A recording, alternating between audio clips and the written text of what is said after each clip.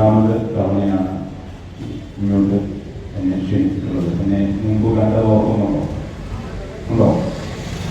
ഞാൻ കഴിഞ്ഞ ജനുവരി മാസം 30 നടന്ന ശരീരത്തിലൂടെ വന്നിരുന്നു. വീണ്ടും രണ്ടാമതൊരിക്കൽ കൂടി നിങ്ങളെ അഭിസംബോധന ചെയ്യുവാനും നിങ്ങളോട് സംവദിക്കുവാനും ഗുരുവിൻ്റെയും ഗുരുദേവ ചരിത്രത്തിലൂടെയും ഗുരുദേവ ശിഷ്യ പരമ്പരയിലൂടെയൊക്കെ ഒന്ന് സഞ്ചരിക്കുവാനുമുള്ള അവസരങ്ങളോടും പങ്കുവെച്ചുകൊണ്ട് അന്ന് ഞാൻ വന്നപ്പോൾ ഇവിടെ പറഞ്ഞിരുന്നത് ചേർത്തലയിലുള്ള ഒരു രാഘവൻ. ആരെങ്കിലും കേട്ടവരുണ്ടായിരുന്നു? നിങ്ങളൊക്കെ കേട്ടത് സ്ഥിരമല്ലേ? പക്ഷേ സ്ഥിരമാക്കാനല്ലേ? അപ്പൊ ചേർത്തലക്കാരനായിട്ടുള്ള ഒരു രാഘവൻ ഗീതാനന്ദ സ്വാമികളായി മാറിയ കാര്യമാണ്.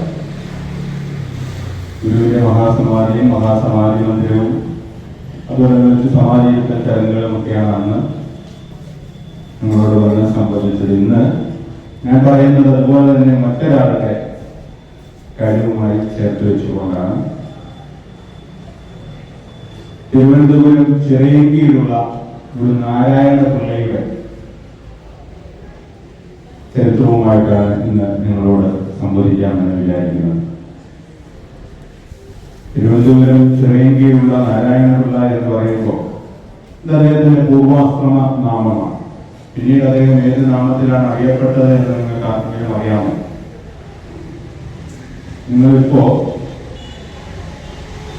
ചൊല്ലിയ ഒരു മന്ത്രം സൃഷ്ടിച്ചത് അദ്ദേഹമായി.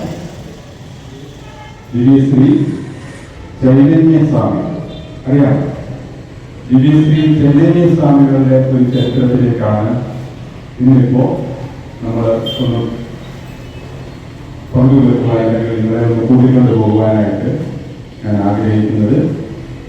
ഭഗവാന്റെ അനുവാദത്തോടുകൂടി അനുഗ്രഹത്തോടുകൂടി നമ്മൾ തുടങ്ങി. അരുവിപ്പുറത്ത് ഭഗവാന്റെ ദിവ്യമായ അനുഗ്രഹ പ്രവർത്തനങ്ങളുമായി പ്രവർത്തനം നടത്തുന്ന കാലത്ത്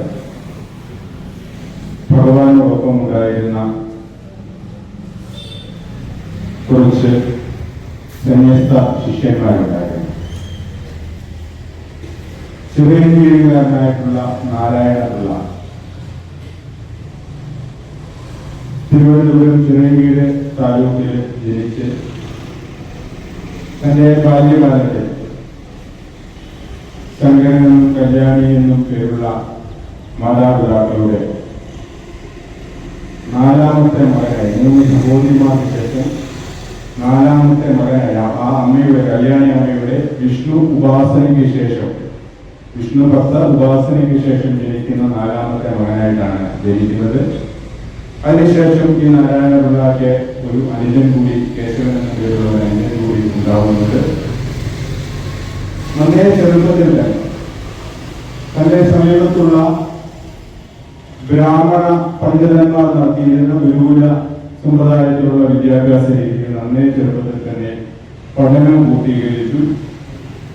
ആ പഠനം പൂർത്തീകരിച്ച ആ കാലയളവിൽ തന്നെ അവരോടൊപ്പം ക്ഷേത്ര ദർശനത്തിന് നിങ്ങൾ പോകുന്നത് കാണുവാൻ വന്നുകൊള്ളട്ടെ എന്ന് ചോദിച്ചപ്പോ ഗുരുവായൂർ വേലായുധൻ എന്ന് പറയുന്ന ആ കുടുംബക്കാരനവർ ഗുരുവിന്റെ ഒപ്പം ആ ക്ഷേത്രത്തിലേക്ക് പോവുകയും അവിടെയുള്ള ആ ക്ഷേത്രത്തിന്റെ തീണ്ടാപ്പലകയ്ക്ക് അപ്പുറത്ത് നിന്ന് ഈ കുടുംബക്കാരനവർ അവിടെ എന്താണ് ക്ഷേത്രത്തിലേക്ക് നൽകുവാനുള്ള നിവേദ്യങ്ങളും കാണിക്കുകയും ഒക്കെ അർപ്പിച്ചുകൊണ്ട് അവിടെ നിൽക്കുമ്പോൾ ഗുരു മാറി ഒരു പീഠത്തിൽ ഇരുന്നുകൊണ്ട് ഒരു പാറപ്പുറത്ത് ഇരുന്നുകൊണ്ട് ഗുരു ഇതെല്ലാം കണ്ടുകൊണ്ടിരിക്കുകയും ആ പീഠത്തിൽ സമർപ്പിച്ച ദ്രവ്യങ്ങളും പണവും ഒക്കെ ആ ക്ഷേത്രത്തിന്റെ താന്ത്രിക വിധിപ്രകാരമുള്ള കാര്യങ്ങൾ കൈകാര്യം ചെയ്യുന്ന ആളുകൾ വന്ന് പുരോഹിത ശ്രേഷ്ഠന്മാർ വന്ന് അവിടെ നിന്ന് എടുത്തുകൊണ്ട് ക്ഷേത്ര ശ്രീകോവിലേക്ക് പോവുകയും തിരികെ വന്ന് വളരെ സമയം കഴിഞ്ഞിട്ട് തിരികെ വന്നിട്ട് ആ പ്രസാദം എന്ന രൂപേണ അല്പം എന്താണ് പുഷ്പവും മറ്റു കാര്യങ്ങളുമൊക്കെ അവിടേക്ക് നിക്ഷേപിക്കുകയും ചെയ്തപ്പോൾ അത് താഴോട്ട് പോലും വീഴാതെ തന്റെ മേൽമുണ്ടിൽ അടക്കി പിടിച്ചെടുക്കുവാൻ കാണിച്ച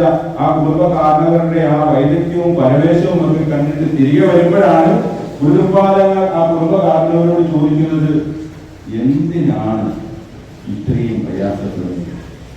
എന്തിനാണ് നിങ്ങൾ ഇത്രയും പ്രയാസപ്പെടുന്നത്? എന്തിനാണ് ഇങ്ങനെ ഇത്തരം കാര്യങ്ങളിലേക്ക് ഇങ്ങനെ പോകുന്നത്? അപ്പോഴാണ് ആ കുടുംബകാരണവർ ആവശ്യപ്പെടുന്നത്, സ്വാമി നമുക്കും ക്ഷേത്രം വരാം, നമുക്കും ആരാധിക്കണം. ദൈവങ്ങളെ ആരാധിക്കുവാൻ നമുക്ക് വേറെ മാർഗമില്ല. നമ്മുടെ അടുത്ത് നിന്നും ആരാധനയ്ക്കുള്ള ക്രമീകരണങ്ങളെല്ലാം മാറ്റി വെച്ചിരിക്കുകയാണ്. നമ്മുടെ ദേവനെ നമുക്ക് നിഷേധിച്ചിരിക്കുകയാണ് എന്ന് ആ കുടുംബക്കാരനോട് പറഞ്ഞപ്പോൾ സ്വാമി നമുക്കൊരു ക്ഷേത്രം നിർമ്മിച്ചു തരണം. അങ്ങനെയോ എന്ന് പറഞ്ഞുകൊണ്ട് ഗുരുദേവ തൃപ്പാദങ്ങൾ ആ ഫെബ്രുവരി മാസത്തിലെ പേമാരിയൊന്നും നടക്കുന്ന സമയമല്ല, മഹാശിവരാത്രി നാളിൽ അല്പസ്വല്പ ക്രമീകരണങ്ങളൊക്കെ ആ നെയ്യാറിന്റെ തീരത്ത് ക്രമീകരിച്ചുകൊണ്ട് ഒരു പാറപ്പുറത്തെ പീടിയാക്കിയൊക്കെ ക്രമീകരിച്ചുകൊണ്ട് ആ ശങ്കരൻകുഴി എന്ന് പറയുന്ന നെയ്യാറിന്റെ ആ കയത്തിലേക്ക് മുങ്ങി ആ പീഠത്തിന് ക്രമീകരിച്ചിരിക്കുന്ന പീഠത്തിന് യോജ്യമായിട്ടുള്ള ഒരു ശിലാഖണ്ഡം എടുത്തുകൊണ്ട് ശിവസ്വരൂപം നൽകിക്കൊണ്ട് ഉരുപാദങ്ങൾ അവിടെ പ്രതിഷ്ഠിക്കുന്നത്. ഉരുപാദങ്ങൾ ശങ്കരൻകുഴിയിൽ നിന്ന് ഈ ശിലാഖണ്ഡം എടുത്തുകൊണ്ട് വരുമ്പോ ഈ പാറപ്പുറത്ത് തയ്യാറാക്കി വെച്ചിരിക്കുന്ന പീഠത്തിന് യോജിക്കുമോ എന്ന് ആർക്കും അറിയാൻ പറ്റില്ല. 137 വർഷമായി ഭഗവത്പാദങ്ങൾ ഈ ദിവ്യമായ പ്രതിഷ്ഠ നിർവഹിച്ചിട്ട് 137ഓളം വർഷങ്ങൾ കഴിഞ്ഞിരിക്കുകയാണ്. ലോക അത്ഭുതങ്ങളെ പറയേണ്ടതാണ് അല്ലെ. ഗുരുവിനെ നമ്മൾ ചിന്തിക്കുമ്പോൾ, ഗുരുവിനെ കുറിച്ച് നമ്മൾ ചിന്തിക്കുമ്പോഴെല്ലാം നമ്മുടെ മനസ്സിലേക്ക് ഓടിയെത്തുന്നത് 1916 ഗുരുവിന്റെ പള്ളുരുത്തി ഭവാനീശ്വര ക്ഷേത്രത്തിലേക്ക് ഗുരുവിന്റെ പ്രതിഷ്ഠാനിർവഹണം കഴിഞ്ഞതിന് ശേഷം എടുത്തിട്ടുള്ള ഒരു ചിത്രമുണ്ട്. ആ ചിത്രത്തിന്റെ രൂപരേഖകൾ മാറ്റം വരുത്തിയാണ് ശിവകാശിക്കാരൻ മഞ്ഞ വസ്ത്രമൊക്കെ ധരിപ്പിച്ച് മറ്റൊരു താടിയും മുടിയും ഒക്കെ നരച്ചിട്ടുള്ള ഒരു രൂപം, ഗുരുവിന്റെ ചിത്രം ഇവിടെ നമ്മുടെ മനസ്സിലേക്കൊക്കെ ഓടി വരുന്നത്. പക്ഷേ നമ്മളൊന്ന് ചിന്തിച്ചു നോക്കണം, ഉണ്ണിക്കണ്ണനുണ്ട്, ഉണ്ണി യേശുണ്ട് അല്ലെ, എല്ലാം നമ്മൾ ആരാധിക്കുന്ന ബാലസുബ്രഹ്മണ്യനുണ്ട് ഇല്ല, നമ്മൾ ആരാധിക്കുന്ന ദേവന്മാർക്കെല്ലാം ഈ ബാല രൂപങ്ങളുണ്ട്. എന്റെ 30ാമത്തെ വയസ്സിൽ നിറയൗവനത്തിൽ ഒരു ശിലയെ മറ്റൊരു ശിലയോട് ചേർത്ത് വെച്ച ആ ധീര യുവത്വത്തിന്റെ ആ ഒരു തിരുസ്വരൂപം നമ്മുടെ ആരെയും മനസ്സിൽ തെളിഞ്ഞു വരാതെ നമ്മൾ ചിന്തിച്ചിട്ടുണ്ടോ? ഒന്ന് നോക്കിക്കേ. നമ്മൾ ഗുരുവിനെ ചിന്തിക്കുമ്പോൾ നമ്മുടെ മനസ്സിൽ ശ്രീനാരായണ ഗുരുദേവ തൃപ്പാദങ്ങളെ ഫോട്ടോ ആയിക്കൊള്ളട്ടെ, വിഗ്രഹമായിക്കൊള്ളട്ടെ, എന്തുമായിക്കൊള്ളട്ടെ, നമ്മുടെ മനസ്സിൽ ആരാ ഗുരുവിനെ കാണുന്ന എങ്ങനെ? ഗുരു എന്ന് പറയുന്ന ഒരു അവതാരമായി ഉണ്ണിയേശുവിനെ പോലെ, ബാലസുബ്രഹ്മണ്യനെ പോലെ, ഉണ്ണിക്കണ്ണനെ പോലെ തന്നെ. അതുകൊണ്ടാണ് പാലിന് ധർമ്മം പുലർത്താൻ യദുകുലേ പണ്ടെന്ന പോൽ ഈഴവന്മാരിൽ സ്വാമി പിറന്ന നാൾ ഏവർക്കും ഓണമഹോത്സവം എന്ന് വളർന്നപ്പോൾ നാരായണനോട് പറയും. പക്ഷെ നമ്മൾ തിരിച്ചറിഞ്ഞിട്ടില്ല. ഇവരെ നമ്മൾ ആ ഓരോ കാലഘട്ടത്തെ കുറിച്ചും നമ്മൾ തിരിച്ചറിഞ്ഞിട്ടില്ല. അപ്പോ ആ ഗുരു ആ ദിവ്യമായ കർമ്മമൊക്കെ ഈ ശങ്കരൻകുഴി പ്രദേശത്തെ ഈ പ്രതിഷ്ഠാനന്തരം ഗുരു പിന്നീട് അവിടെ അരുവിപ്പുറം എന്ന് ഗുരുവാണ് പേര് നൽകുന്നത്. ഞാൻ ഇത് പറയുവാൻ കൂടിയാണ്. ഗുരുവാണ് ഈ ശങ്കരൻകുഴി പ്രദേശത്തിന് അരുവിപ്പുറം എന്ന് പേര് നൽകുന്നത്. പിന്നീട് അവിടെ അരുവിപ്പുറം എന്ന് അറിയപ്പെടാൻ തുടങ്ങി. ഇന്നിപ്പോ നമ്മൾ അരുവിപ്പുറം എന്ന് പറഞ്ഞാൽ എല്ലാവർക്കും അറിയാം. ഞാൻ ആദ്യം ശങ്കരൻകുഴി പ്രദേശം എന്ന് പറയുന്നത് ആ കാര്യം നിങ്ങളുടെ മനസ്സിലേക്ക് ഒന്ന് മനസ്സിലാക്കാൻ വേണ്ടിയാണ്. നമുക്ക് കാരണം ചെറിയ പ്രാർത്ഥനകളാകട്ടെ, നമ്മുടെ സംഗമങ്ങളാകട്ടെ, നമ്മൾ ഗുരുവിനെ കുറിച്ച് ലഭിക്കുന്ന അറിവുകൾ നമ്മൾ മനസ്സിലാക്കി ഹൃദയസ്ഥമാക്കി വെക്കണം. അപ്പം അരുവിപ്പുറത്തിന് എങ്ങനെ പേര് വന്നു നമ്മുടെ പുതിയ തലമുറയ്ക്ക് അറിയില്ല. കുറച്ചൊക്കെ ആളുകൾക്ക് അറിയാമായിരിക്കും. നമ്മളെല്ലാവരും ചെല്ലുമ്പോൾ അരുവിപ്പുറം എന്ന് പറഞ്ഞ് നമ്മള് ശിവഗിരി തീർത്ഥാടനത്തോടനുബന്ധിച്ചും അരുവിപ്പുറം തീർത്ഥാടനമായിട്ടൊക്കെ നമ്മൾ സംഘടിപ്പിച്ചൊക്കെ പോവുകയാണ്. പക്ഷെ അരുവിപ്പുറത്തിന് എങ്ങനെയാണ് പേര്? അരുവിപ്പുറത്തിന് ആരാണ് പേര് കൊടുത്തത്? അങ്ങനെ ഗുരുതൃപാദങ്ങളാണ് അരുവിപ്പുറത്ത് മഹാദേവ പ്രതിഷ്ഠ നടത്തിയതും ആ ഗുരുതൃപാദങ്ങൾ തന്നെയാണ് അരുവിപ്പുറത്തിന് ആ പേര് നൽകുന്നത്. അങ്ങനെ അരുവിപ്പുറത്ത് ഗുരുതൃപാദങ്ങൾ ഇങ്ങനെ വിശ്രമിച്ച് കൊണ്ട് ആളുകൾക്ക് ദർശനം നൽകി അനുഗ്രഹം നൽകുന്ന ഒരു സമയത്താണ് ഇതേ ചട്ടമ്പി സ്വാമികൾ, സതീർത്ഥനായ ചട്ടമ്പി സ്വാമികൾ ലോകസഞ്ചാരം നടത്തിക്കൊണ്ടിരിക്കുന്നത്. നമ്മുടെ കഥാനായകനായിട്ടുള്ള നമ്മൾ പറഞ്ഞു വന്നിട്ടുള്ള നാരായണപിള്ള ചട്ടമ്പി സ്വാമികളുടെ അടുത്തിരുന്നു. ചട്ടമ്പി സ്വാമികളുടെ അടുത്ത് നിന്നു. ചട്ടമ്പി സ്വാമികളുടെ ഒപ്പം കൂടി, ചട്ടമ്പി സ്വാമികളുടെ ഒപ്പം സഞ്ചാരത്തിലൊക്കെ പോയി. ചട്ടമ്പി സ്വാമികൾക്ക് ഒരു പ്രത്യേകതയുണ്ട്. ചട്ടമ്പി സ്വാമികൾ വളരെ ക്ഷുഭിതമായിട്ട് അല്ലെങ്കിൽ കാർക്കശ്യമായിട്ട് സംസാരങ്ങളൊക്കെ നടത്തും. പല കാര്യങ്ങളിലും എന്താ പറയുക, പെട്ടെന്ന് തന്നെ വെട്ടിമുറിച്ച് അഭിപ്രായം പറയും. അങ്ങനെയുള്ള കുറെ കാര്യങ്ങളൊക്കെ ഉണ്ട്. നമ്മൾ അതിൽ കൂടുതലായിട്ട് ചട്ടമ്പി സ്വാമികളുടെ കാര്യങ്ങൾ നമ്മൾ പരാമർശിക്കുന്നില്ല. കാര്യം എന്താണെന്ന് വെച്ചാൽ ചട്ടമ്പി സ്വാമികളെ കുറിച്ചുള്ള ചട്ടമ്പി സ്വാമികളുടെ ജീവചരിത്രവും അടങ്ങുന്ന ഗ്രന്ഥങ്ങളിൽ കൃത്യമായിട്ട് ചട്ടമ്പി സ്വാമികളുടെ ഓരോരോ കാര്യങ്ങളും പറയുന്നുണ്ട്. അന്ന് നായർ സമുദായങ്ങളിൽ നിലനിന്നിരുന്ന അനാചാരങ്ങൾക്കെതിരെ അതിതീവ്രമായിട്ടായിരുന്നു ചട്ടമ്പി സ്വാമികൾ പ്രതികരിച്ചുകൊണ്ടിരുന്നത്. അപ്പോ ചട്ടമ്പി സ്വാമികളുടെ ഈ കാര്യങ്ങൾ പറയുന്നത് മനസ്സിലാക്കുവാൻ ചട്ടമ്പി സ്വാമികൾ സാധാരണ ജനങ്ങൾക്കിടയിലായിരുന്നില്ല ഒരുപക്ഷെ പ്രവർത്തിച്ചിരുന്നത്. ചരിത്രം പരിശോധിക്കുമ്പോൾ ഇച്ചിരി സമ്പന്നത ഉള്ള ആളുകൾ അല്ലെങ്കിൽ ഇച്ചിരി വിദ്യാഭ്യാസം നിലവാരമുള്ള ആളുകൾ, പണ്ഡിതർ, ഇവർക്കൊക്കെ ചട്ടമ്പി സ്വാമികളെ തിരിച്ചറിയുവാനായിട്ടുള്ള സാധ്യതകൾ ഉണ്ടായിരുന്നുള്ളൂ. എന്നിരുന്നാൽ തന്നെയും ഈ നാരായണപിള്ള ചട്ടമ്പി സ്വാമികളുടെ അടുത്ത് കൂടുകയും ആ ചട്ടമ്പി സ്വാമികളുടെ ഒപ്പം പ്രവർത്തിക്കുകയും ഒക്കെ ചെയ്തു. അപ്പോ ചട്ടമ്പി സ്വാമികൾ ഒരു വീട്ടിൽ നിന്ന് മറ്റൊരു വീട്ടിലേക്ക് പെട്ടെന്ന് തന്നെ യാത്രയാണ് തുടരുക. അങ്ങനെ യാത്ര തുടരുന്ന സമയത്ത് തന്റെ ശിഷ്യന്മാർ അടുത്ത് വരുമ്പോൾ ചട്ടമ്പി സ്വാമികൾ പറയും, നിങ്ങൾ പോയിട്ട് ഇത്രാം തീയതി വന്നാൽ മതി എന്ന് പറയും. ഗുരുവിനെ പോലെ ശ്രീനാരായണ ഗുരുദേവ തൃപ്പാദങ്ങളെ പോലെയായിരുന്നു. ഗുരുദേവ തൃപ്പാദങ്ങളുടെ ഒപ്പമുള്ള ശിഷ്യന്മാർക്ക് ആ ശിഷ്യ സഞ്ചയത്തില് തൃപ്പാദങ്ങൾ ആ സവിധത്തിലേക്ക് വസിക്കുവാനായിട്ടുള്ള സാഹചര്യവും സൃഷ്ടിക്കുവാനും. പക്ഷെ ചട്ടമ്പി സ്വാമികളെ സംബന്ധിച്ചിടത്തോളം ചട്ടമ്പി സ്വാമികൾ ഒരു ഭവനത്തിൽ നിന്നും മറ്റൊരു ഭവനത്തിലേക്ക് പോകുമ്പോൾ ആ തന്റെ ഒപ്പമുള്ള ശിഷ്യന്മാരോട് പറയും, പോയിട്ട് വന്നാൽ മതി, ഞാൻ ഇത്രാം തീയതി ആകുമ്പോഴത്തേക്ക് ഇവിടുത്തെ കാര്യങ്ങൾ കഴിയും, അന്നേരത്തേക്ക് വന്നാൽ മതി എന്ന് പറയും. അങ്ങനെയൊക്കെ ഇങ്ങനെ കാര്യങ്ങൾ മുന്നോട്ട് പോയിക്കൊണ്ടിരിക്കുന്ന ഒരു കാലഘട്ടത്തില് ഒരിക്കൽ നാരായണപിള്ള ഈ ചട്ടമ്പി സ്വാമികളോട് ശ്രീനാരായണ ഗുരുദേവ തൃപ്പാദങ്ങളെ കുറിച്ച് പറഞ്ഞു. ചട്ടമ്പി സ്വാമികളെ നാരായണ ഗുരുസ്വാമികൾ അരുവിപ്പുറത്ത് ക്ഷേത്രം പ്രതിഷ്ഠിച്ചു. ഒട്ടനവധി ക്ഷേത്രങ്ങൾ തുടർന്ന് പ്രതിഷ്ഠിക്കുവാനായിട്ടും സാമൂഹികമായിട്ടുള്ള പരിവർത്തനത്തിനായിട്ടും പാഠശാലകൾ, വിദ്യാഭ്യാസം നൽകുന്നതിനായി പാഠശാലകൾ ഉൾപ്പെടെ നവോത്ഥാന പ്രവർത്തനങ്ങൾ ഉൾപ്പെടെ നാരായണ ഗുരുസ്വാമികൾ ചെയ്യുന്നുണ്ട്. നമുക്കും അതുപോലെ ചെയ്തു കൂടി ചട്ടമ്പി സ്വാമികൾ നാരായണ പഠിപ്പിക്കുക. അപ്പോ ചട്ടമ്പി സ്വാമികൾ ശുഭിതനായിട്ട് നാരായണപിള്ളയെ കാര്യമായിട്ട് സഹായിക്കും. നമുക്കതൊന്നും പറ്റില്ല, നമ്മുടെ ആളുകൾക്ക് ഇങ്ങനെ കുഴപ്പങ്ങളുണ്ട്, കുറച്ച് കാര്യമായിട്ടുണ്ട്, അതൊന്നും നമ്മൾ ഇവിടെ പരാമർശിക്കപ്പെടേണ്ടതില്ല. അങ്ങനെ നാരായണപിള്ളയെ ശകാരിക്കുകയാണ്. ശകാരിച്ചൊക്കെ കഴിഞ്ഞ് കുറച്ച് പിന്നീട് ഒരു അവസരം കിട്ടിയപ്പോ നാരായണപിള്ള ചട്ടമ്പി സ്വാമികളോട് പറഞ്ഞു, സ്വാമികളെ, എനിക്ക് നാരായണ സ്വാമികളുടെ അടുത്തേക്ക് പോകാനാണ് താല്പര്യം, എന്നെ അതിനെ അനുവദിക്കണം. അവിടെയും വാസ്തവത്തിൽ ചട്ടമ്പി സ്വാമികൾ ചുടിലനായിട്ട് സ്വന്തം ലക്ഷ്യത്തോടു കൂടി പറഞ്ഞു, ഓ അങ്ങനെയെങ്കിൽ നീ പൊക്കോ, അങ്ങനെയെങ്കിൽ നീ ഒന്ന് പൊക്കോ എന്ന് പറഞ്ഞു. പക്ഷെ അത് പിന്നീട് മയപ്പെടുത്തി അതൊരു അനുവാദമാക്കി ചട്ടമ്പി സ്വാമികളെ തന്നെ ഈ നാരായണപിള്ളയ്ക്ക് കൊടുക്കുന്നുണ്ട്. അങ്ങനെ നാരായണപിള്ള വീണ്ടും അദ്ദേഹത്തിന്റെ സ്വന്തം ഭവനത്തിലേക്ക് തിരിച്ചു വരുന്ന ഞാൻ ആദ്യമേ സൂചിപ്പിച്ചിരുന്ന ഒരു പത്മനാഭൻ എന്ന് പറയുന്ന ഒരു ഗുരു നാരായണപിള്ളയ്ക്കുണ്ട്. ആ പത്മനാഭൻ എന്ന് പറയുന്ന ആ ഒരു ഗുരുനാഥനോട് കാര്യം പറയുന്നു. ഈ നാരായണപിള്ളയ്ക്ക് അന്ന് പ്രായം എന്ന് പറയുന്നത് ഏകദേശം 13-14 വയസ്സാണ്. 13-14 വയസ്സുള്ള ഒരു ബാലൻ മാത്രമാണ് ഈ നാരായണപിള്ള. അപ്പൊ ഈ 13-14 വയസ്സുള്ള ബാലനായിട്ടുള്ള നാരായണപിള്ള തന്റെ പ്രിയപ്പെട്ട ഗുരുനാഥനോട് കാര്യം പറയുന്ന പത്മനാഭനെ ഒന്നിച്ച് ഇവിടെ വരികയാണ്. അരുവിപ്പുറത്തേക്ക് വരുമ്പോ രസകരമായ കാര്യങ്ങളാണ് അരുവിപ്പുറത്ത് സംഭവിക്കുന്നത്. അരുവിപ്പുറത്ത് വന്നപ്പോൾ ശ്രീനാരായണ ഗുരുദേവ തൃപ്പാദങ്ങൾ അരുവിപ്പുറത്ത് ഇല്ല. അവിടെ നാരായണപിള്ളയെ സ്വീകരിക്കുന്നത്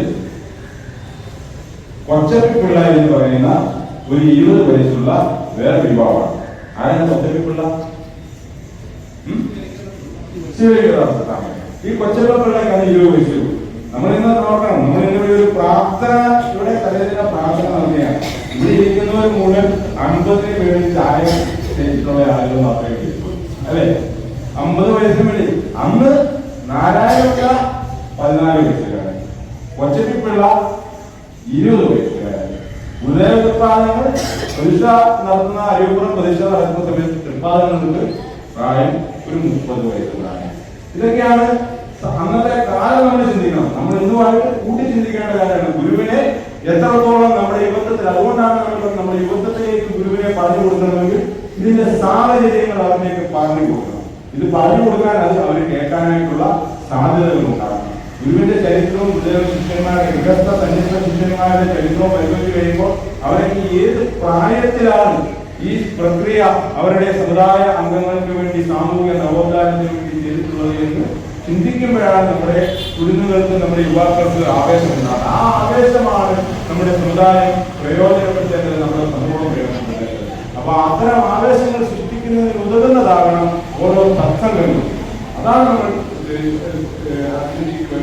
ഇപ്പൊ പാപ്പാളിയാച്ചൻ ഓരോ എല്ലാ ശരീരത്തിലും സത്സംഗങ്ങൾ ക്രമീകരിച്ച് ആളുകൾ പഠിക്കുന്നുണ്ട്. ഗുരുവിന്റെ കൃതികൾ പഠിക്കുന്നുണ്ട്, ഗുരുവിന്റെ മറ്റേ ശിഷ്യന്മാരെ കുറിച്ച് പഠിക്കുന്നുണ്ട്.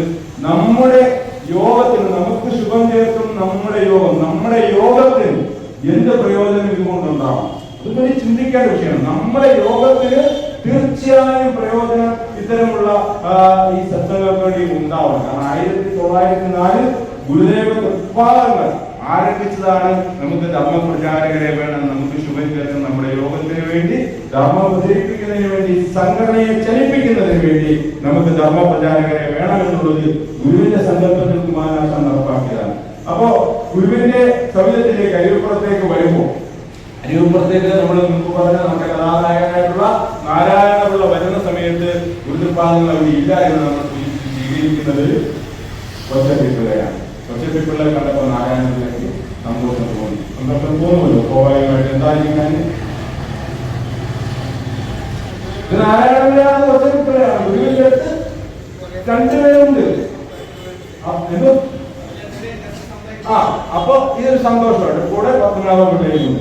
അപ്പൊ കൊച്ചപ്പിള്ളിയോട് നാരായണപിള്ള മനസ്സ് തോന്നുന്ന കാര്യങ്ങളങ്ങ് സമ്മതിക്കുകയാണ്. കാര്യങ്ങൾ സമ്മതിച്ചു കൊച്ചപ്പിള്ളിക്ക് വലിയ സന്തോഷമായി. കൊച്ചപ്പിള്ള അങ്ങനെയെങ്കിലും നമുക്ക് ഗുരുവിനെ കാണാൻ പോകാമെന്ന് പറഞ്ഞു. ഗുരു അരിയപ്പുറത്ത് തന്നെയുണ്ട്. അവിടെ നാണിയാശാൻ എന്ന് പറയുന്ന ഒരു പൗരപ്രമുഖന്റെ വീട്ടിൽ ഗുരു പോയിട്ടുണ്ട്. അവിടേക്ക് നമുക്ക് പോകാമെന്ന് പറഞ്ഞുകൊണ്ട് ഈ കൊച്ചപ്പിള്ള ഈ നാരായണപിള്ളയെയും കൂടെ വന്നിട്ടുള്ള ഗുരുനാഥനായിട്ടുള്ള പത്മനാഭപിള്ളയെയും ചേർത്തുകൊണ്ട് കൊച്ചപ്പിള്ള അങ്ങോട്ട് പോവുകയാണ്. ഗുരു അവിടെ ചെന്ന് കഴിഞ്ഞപ്പോൾ ഗുരുപാദങ്ങൾ അവിടെ നാണിയാശാന്റെ വീട്ടിൽ വിശ്രമിച്ചുകൊണ്ടിരിക്കുകയാണ്. ഗുരുപാദങ്ങൾ സച്ചിദാനന്ദ സ്വാമിയുടെ ഗ്രന്ഥത്തിൽ പറയുന്നത് ഗുരുപാദങ്ങൾ ചക്കപ്പഴം കഴിച്ചുകൊണ്ടിരിക്കുക. ഗുരുപാദങ്ങൾ നാണിയാശാന്റെ വീട്ടിൽ നിന്ന് വിശ്രമിച്ചു ചക്കപ്പഴം കഴിച്ചുകൊണ്ടിരിക്കുകയായിരുന്നു. ഇവർ രണ്ടുപേരും അവിടെ ചെന്നു.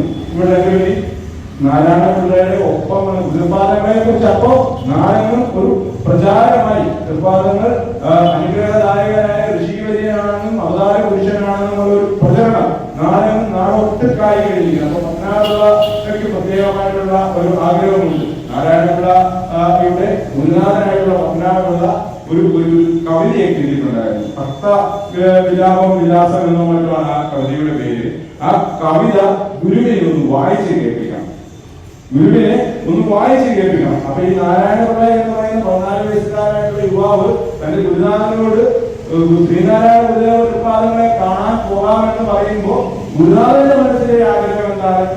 ഗുരുവിന്റെ മുമ്പിൽ ഒരു കവിത വായിച്ച് കേൾപ്പിക്കണം. അപ്പോ ഗുരുവിന്റെ മുമ്പിലേക്ക് ഈ അവിടെ ചെന്ന് കൊച്ചപ്പിള്ള രണ്ടുപേരെയും കൂട്ടിക്കൊണ്ടിരുന്നു. രണ്ടുപേരെയും കൂട്ടിക്കൊണ്ടിരുന്ന ആഗമനോപദേശമൊക്കെ പറയുന്നു. കൊച്ചപ്പിള്ള പറയുന്നു നാരായണപിള്ളയ്ക്ക് ഗുരുവിനോടൊപ്പം ചേരുവാനായിട്ട് താല്പര്യമുണ്ട്, ചട്ടമ്പി സ്വാമികളുടെ അടുത്ത് നിന്നാണ് വരുന്നത്. ഗുരു മന്ദരസിച്ചുകൊണ്ടിരിക്കുകയാണ്.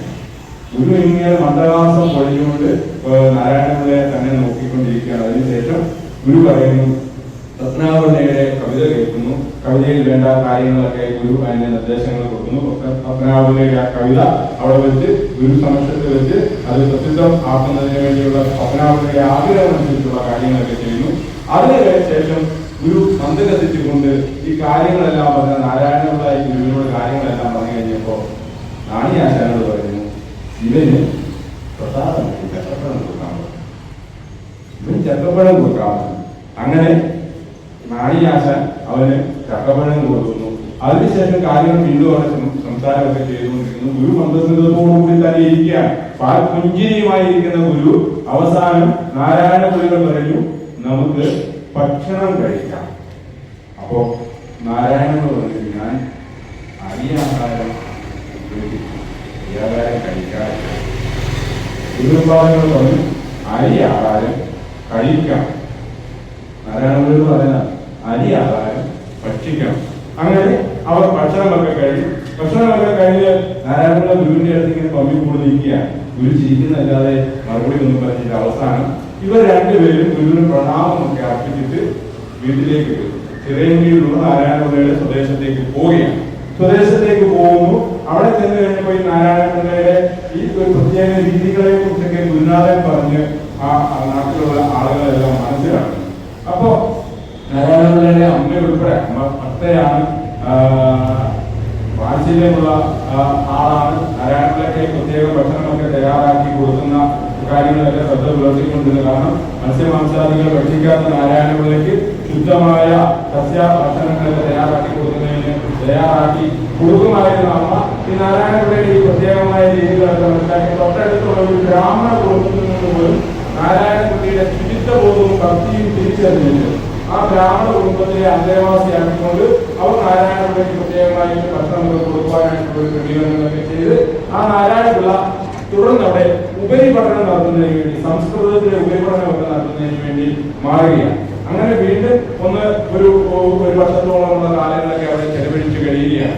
1877 ഈ നാരായണപിള്ള അരുവിപ്പുറം പ്രതിഷ്ഠയ്ക്ക് 11 വർഷങ്ങൾക്ക് മുമ്പാണ് ജനിക്കുന്നത്. 1888 അരുവിപ്പുറം പ്രതിഷ്ഠ. അതിന് 11 വർഷങ്ങൾക്ക് മുമ്പാണ് നാരായണപിള്ള ജനിക്കുന്നത്. അപ്പോ ഈ നാരായണപിള്ള വീണ്ടും അവിടെ ഇങ്ങനെ സംസ്കൃത പഠനങ്ങളൊക്കെ നടത്തിക്കൊണ്ടിരിക്കുന്ന സമയത്ത് വീണ്ടും നാരായണപിള്ളയുടെ ഉള്ളിൽ വീണ്ടും ആഗ്രഹമാണ് ഗുരുവിന്റെ അടുത്ത് പോകണം, ഗുരുവിന്റെ അടുത്ത് കൂടണം. ഇതാണ് നാരായണപിള്ളയുടെ മനസ്സിലെ ചിന്ത. അത് മാത്രമേ ഉള്ളൂ. വീണ്ടും നാരായണപിള്ള അവിടെ ചിറയൻകീഴ് എന്ന് പറയുന്ന സ്ഥലത്ത് ഒരു ഭവനത്തിൽ അവിടെ ഒരു പ്രമുഖ പൗരപ്രമാണിയുടെ ഭവനത്തിലേക്ക് ഗുരു എത്തുന്നതായിരുന്നു. അവിടെ ഗുരുവിനെ പോയി കാണാനായിട്ട് പോകുന്നുണ്ട്. അവിടെ കാണാൻ ചെന്നപ്പോൾ പുതുൽപാദങ്ങളുടെ പ്രസിദ്ധിയാൽ അവിടെ ധാരാളം ആളുകൾ ഗുരുവിനെ കാണാനായിട്ട് വന്നു. മാറി സ്വാധീനമൊക്കെ നാരായണപിള്ള ഇതിന് ഗുരുവിനെ കാണുന്നതിന് വേണ്ടി ഒക്കെ നടക്കുകയാണ്. തിരക്കൊക്കെ ഒഴിഞ്ഞപ്പോൾ ഗുരുവിന്റെ അടുത്ത് പോയി വീണ്ടും ഗുരുവിനെ തലയൊക്കെ കാണിക്കുന്നു. ഇവിടെയും വന്നുവല്ലേ, ഇവിടെയും വന്നുവല്ലേ. ഗുരു വീണ്ടും മന്ദസ്മിതത്തോടെ അനുഗ്രഹിച്ച് നാരായണപിള്ളയെ യാത്രയായി. വീണ്ടും നാരായണപിള്ള വീട്ടിലേക്ക് തന്നെ തിരികെ പോവുകയാണ്. നാരായണപിള്ള വീട്ടിലേക്ക് തിരികെ പോയി കഴിഞ്ഞപ്പോ വീട്ടുകാർക്ക് മനസ്സിലായി ഈ സ്വർണ്ണ രുദ്രാക്ഷം ഇട്ട് നടന്ന, തലയിൽ കുടുംബം കെട്ടി നടന്ന, മേലെ ശരീരമാസകരം ഭസ്മം പൂശി ഒരു ഭക്ത ശിരോമണിയായി ഒരു പ്രത്യേകമായ സ്വഭാവശുദ്ധിയുള്ള ഒരു പ്രത്യേക ചൈതന്യമുള്ള ബാലനായി നടന്ന ഈ ബാലൻ വീട്ടില് ഒതുങ്ങുകയല്ല എന്നവർക്ക് മനസ്സിലാക്കുകയാണ്. അതിനുശേഷം അവർ പ്രത്യേകമായ ഒരു വാത്സല്യവും പ്രത്യേകമായ സ്നേഹവും ഒക്കെ കൊടുത്തു. അതിലേക്ക് പരിണിത ഫലമായിട്ട് നാരായണപിള്ള തന്റെ മാതാപിതാക്കളോട് പറയുകയാണ്, എനിക്കിത് പറ്റില്ല, എനിക്ക് ഗുരുദേവ പാദങ്ങൾ എടുത്ത് അരുവിപ്പുറം നാരായണ സ്വാമികളുടെ അടുത്തേക്ക് പോയേ പറ്റും, അല്ലാതെ മറ്റു മാർഗങ്ങളൊന്നുമില്ല, മറ്റൊരു കാര്യവും ഞാൻ ആഗ്രഹിക്കുന്നില്ല എന്ന് പറഞ്ഞ് വീട്ടുകാരുടെ സമ്മതം മേടിക്കുകയാണ്. വീട്ടുകാരുടെ സമ്മതം മേടിച്ച് നാരായണ സ്വാമികളുടെ അടുത്തേക്ക് അരുവിപ്പുറത്തേക്ക് വീണ്ടും ഈ നാരായണപിള്ള ചെല്ലുകയാണ്. നാരായണപിള്ള ചെല്ലുന്നത് 1891-92 കാലം അരുവിപ്പുറം പരീക്ഷ കഴിഞ്ഞ് 3-4 വർഷങ്ങൾ കഴിഞ്ഞ സമയത്തേക്ക് ചെല്ലുകയാണ്. 15 വയസ്സോളം പ്രായമുള്ള സമയത്തേക്ക് ഗുരുസൗജത്തിലേക്ക് ചെല്ലുകയാണ്. അപ്പോ അവിടെ ഉണ്ടായിരുന്നവർ, ഗുരുസൗജത്തിൽ അന്തേവാസികളായിട്ട് അന്ന് ഉണ്ടായിരുന്ന ആളുകൾ എന്ന് പറയുന്നത് കൊച്ചപ്പിള്ള, പിന്നീട് ശങ്കരൻ എന്നു പേരുള്ള ശങ്കരൻ പരദേശിയായി മാറിയ സ്വാമികൾ, ഭൈരവൻ സ്വാമികൾ, കായിക്കര കുമാരൻ, ഇടയ്ക്കിടയ്ക്ക് വന്നു പോകുന്ന ഡോക്ടർ പൽപ്പു, ഇവർക്കെല്ലാം പ്രായം 20, 22, 25, 30 വയസ്സിന് താഴെയുള്ള ആളുകളാണ് ഇവരെല്ലാം. ഗുരുവിന്റെ സൗജന്യത്തിൽ ആ അരുവിപ്പുറത്ത് ആ കാലഘട്ടങ്ങളിൽ ഉണ്ടായിരുന്ന ആളുകൾ ഇത്രയും പ്രായത്തിൽ താഴെയുള്ള ചെറുപ്പക്കാർ മാത്രമാണ്. ആ ചെറുപ്പക്കാർ 1896 കാലഘട്ടമൊക്കെ ആയപ്പോഴത്തേക്കും അവിടെ ഈ നാരായണപിള്ള അരുവിപ്പുറത്ത് ഗുരുസാഹിത്യത്തിലുള്ള പാഠശാലകളിൽ പഠിപ്പിക്കുവാൻ തുടങ്ങുന്നുണ്ട്. ആശാനാകുന്നതിനുള്ള കായിക കുമാരു എന്ന് പറയുന്ന ആള് അവിടെ ഇതുപോലെ തന്നെ പാഠശാലകൾ പഠിക്കുന്നു. ഡോക്ടർ പൽപ്പു ഇടയ്ക്കിടയ്ക്ക് വന്ന് ഗുരുവിനോട് വന്ന് സമുദായത്തിന്റെ ഉന്നതിക്ക് ആവശ്യമായിട്ടുള്ള അല്ലെങ്കിൽ അനുഭവിക്കുന്ന വിഷമങ്ങളെ കുറിച്ചൊക്കെ ആകുലപ്പെടുകയും അതിന് വേണ്ട പരിഹാര മാർഗങ്ങളൊക്കെ മനസ്സിലാക്കി തിരികെ പോവുകയും ഒക്കെ ചെയ്യുന്നുണ്ട്. അതുപോലെ തന്നെ ശങ്കരൻ പരദേശിയുണ്ട്, ഭൈരവൻ ശാന്തികളുണ്ട്, നിശ്ചൽദാസ് സ്വാമികൾ എന്ന് പറഞ്ഞ് പിന്നീട് അറിയപ്പെടുന്ന കന്യാസിവരികളുണ്ട്, പിന്നെ ശാന്തലിംഗ സ്വാമികൾ എന്ന് പറഞ്ഞ ഇവർ 7-8 പേരാണ് അന്ന് അരുവിപ്പുറത്തുണ്ടായത്.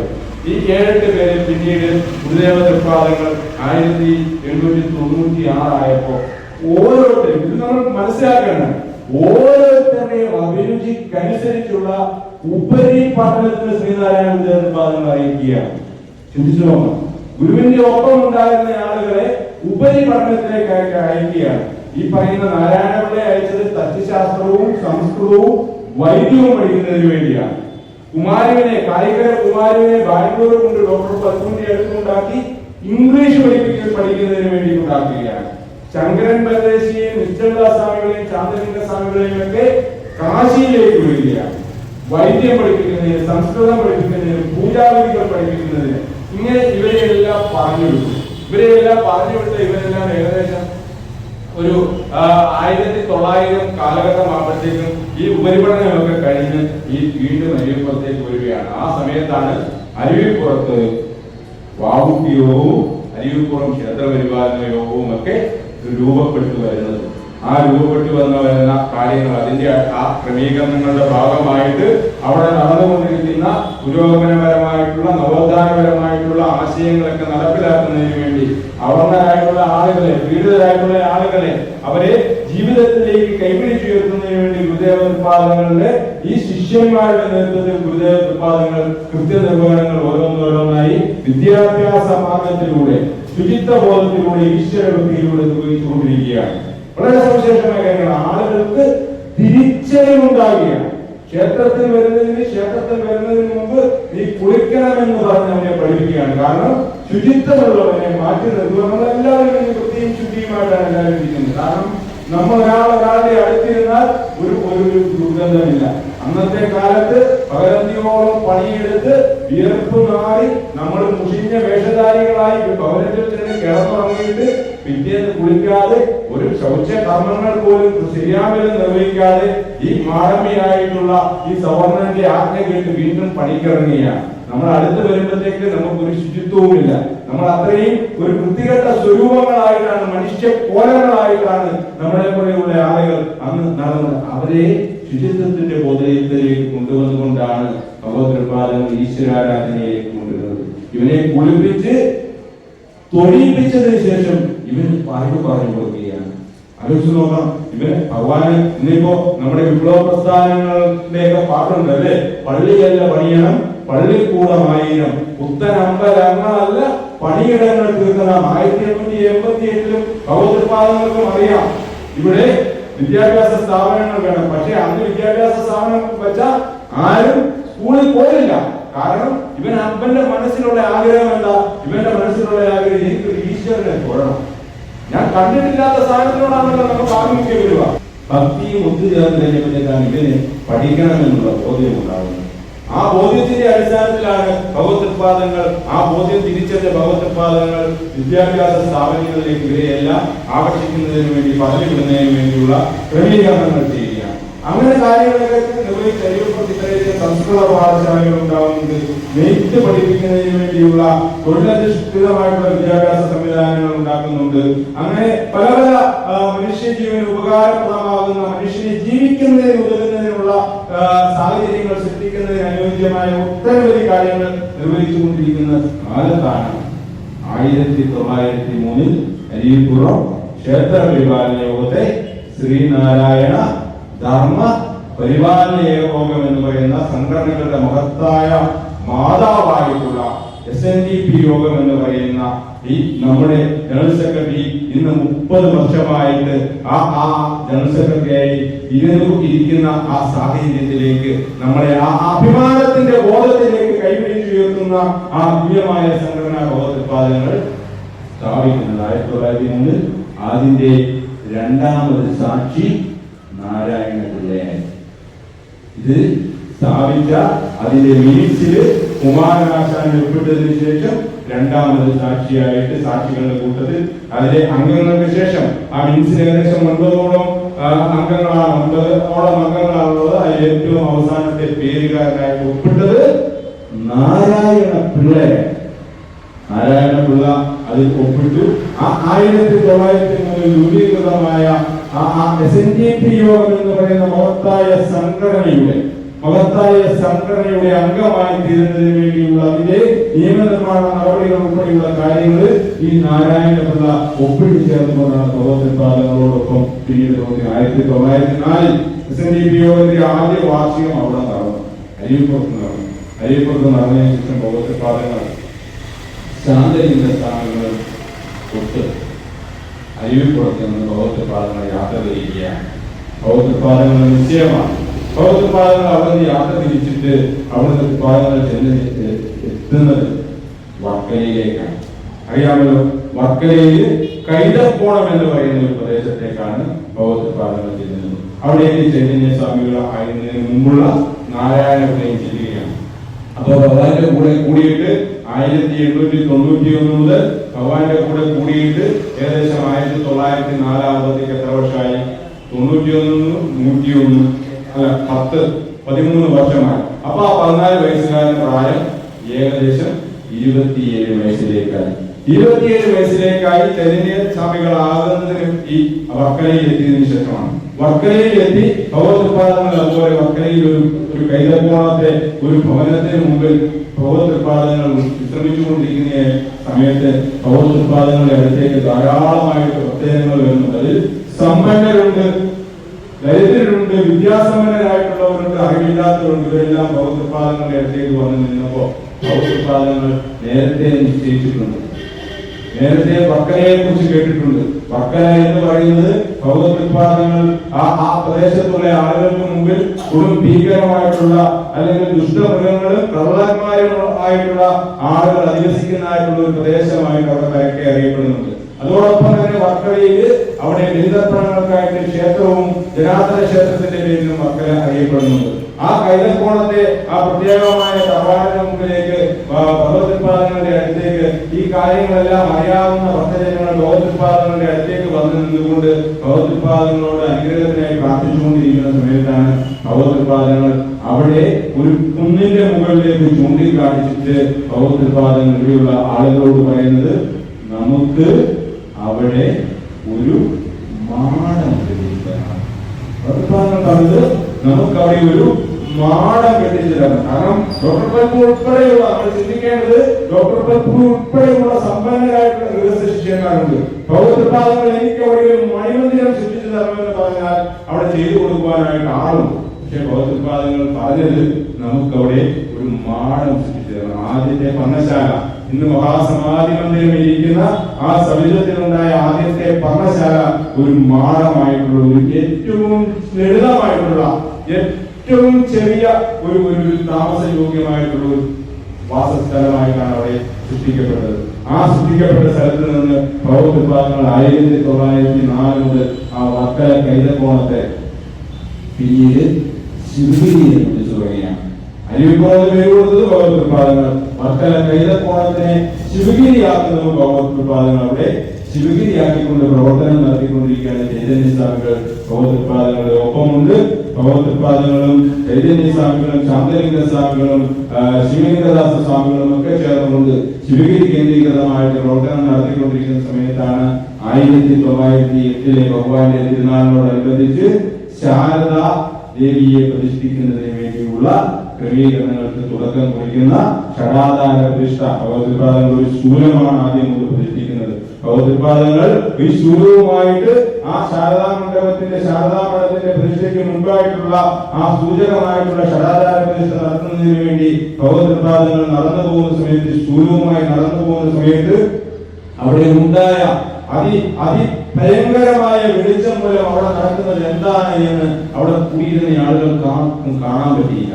കുമാരനാശാൻ രേഖപ്പെടുത്തിയിട്ടുണ്ട്, അതുപോലെ മറ്റനേകം ആളുകൾ രേഖപ്പെടുത്തിയിട്ടുണ്ട്. അവിടെ എന്താണ് സംഭവിക്കുന്നത്? അവിടെ ഉണ്ടായ ചൂട് അസഹനീയമായ ചൂടായിരുന്നു. ആ ചൂടിന്റെ എല്ലാം അവസാനമായിട്ട് ഇവർ ശ്രമിക്കുമ്പോ കണ്ണു തുറന്ന് നോക്കുമ്പോ ശൂലം പ്രതിഷ്ഠിച്ചതിന് ശേഷം തേജസ്വിയായി ഇറങ്ങി വരുന്ന ഭഗവത്പാദങ്ങളുടെ തിരുസ്വരൂപമാണ് ഇവരെല്ലാം കാണുന്നത്. അപ്പോൾ മാത്രമാണ് 1908 ആ ഭഗവാന്റെ തിരുനാളിനോടനുബന്ധിച്ച് നടന്ന ആ പ്രതിഷ്ഠാ നിർവഹണ കർമ്മം നടത്തിയതിന് ശേഷം മാത്രമാണ് അവിടെ ഉണ്ടായിരുന്ന ആളുകൾക്ക് പോലും മനസ്സിലായത് ഭഗവത്പാദങ്ങളുടെ സങ്കല്പത്തിലുള്ള ശാരദാ മഠത്തിന്റെ ശാരദാ ദേവിയുടെ പ്രതിഷ്ഠയ്ക്ക് മുമ്പായിട്ടുള്ള ഷടാധാര പ്രതിഷ്ഠയായിരുന്നു അവിടെ നടത്തപ്പെട്ടിട്ടുള്ളത്. അത് തിരിച്ചറിഞ്ഞ് മറ്റുള്ള ആളുകളോടെല്ലാം കാര്യങ്ങൾ പറയുകയാണ്. ഡോക്ടർ പൽപുവും കുമാരനാശാനും പ്രസിഡന്റും സെക്രട്ടറിയുമായിക്കൊണ്ട് ഗുരുവിന്റെ സങ്കല്പം അനുസരിച്ചുകൊണ്ടുള്ള ഒരു മഠം, ഒരു ആരാധനാലയം അവിടെ സൃഷ്ടിക്കുന്നതിന് വേണ്ടിയുള്ള ക്രമീകരണങ്ങളിലേക്ക് കടക്കുകയാണ്. അപ്പോ ചൈതന്യ സ്വാമികളെ അതിന് സുപ്രധാനമായി പങ്കുവഹിക്കുന്നുണ്ട്. അതേ കാലത്ത് തന്നെ, ഈ ഇടക്കാലത്ത് തന്നെ ഈ ചൈതന്യ സ്വാമികളുടെ ശ്രീനാരായണ ഗുരുദേവ ഉത്പാദനങ്ങൾ മലബാർ മേഖലയിലേക്ക് കടന്നു പോകുന്നു. മലബാർ മേഖലയിലേക്ക്, തലശ്ശേരിയിലേക്ക് പോകുന്നുണ്ട്, കണ്ണൂരിലേക്ക് പോകുന്നുണ്ട്, കോഴിക്കോട്ടേക്ക് പോകുന്നുണ്ട്. എന്തിനാ പോയത്? ക്ഷേത്രം അവിടെ ആവശ്യപ്പെട്ടതനുസരിച്ച് കൊടുക്കാൻ വേണ്ടിയാ. എല്ലാവരും ഇങ്ങനെ ഓർത്തിരിച്ചിരിക്കുന്ന പോലെ ഇങ്ങനെ ഇരിക്കണം. ഇങ്ങോളം ഗുരു സഞ്ചാരം നടത്തി ഭക്തരുടെ ആവശ്യമനുസരിച്ച് ക്ഷേത്രങ്ങൾ പ്രതിഷ്ഠിച്ച് നടക്കുകയാണ്. അപ്പൊ 1905 കാലഘട്ടങ്ങളിൽ മലബാറിലേക്ക് ഗുരുവിനെ കൂട്ടിക്കൊണ്ടു പോകാനായിട്ട് വരുന്ന ആളുടെ പേരെന്താണെന്നറിയാം? അറിയാം? ശ്രീനാരായണ ധർമ്മപ്രചരണം, ശ്രീനാരായണ ഗുരുദേവ ദർശനം മലബാറിൽ പ്രചരിപ്പിക്കുവാൻ ഏറ്റവും കാരണഭൂതനായിട്ടുള്ള ആള്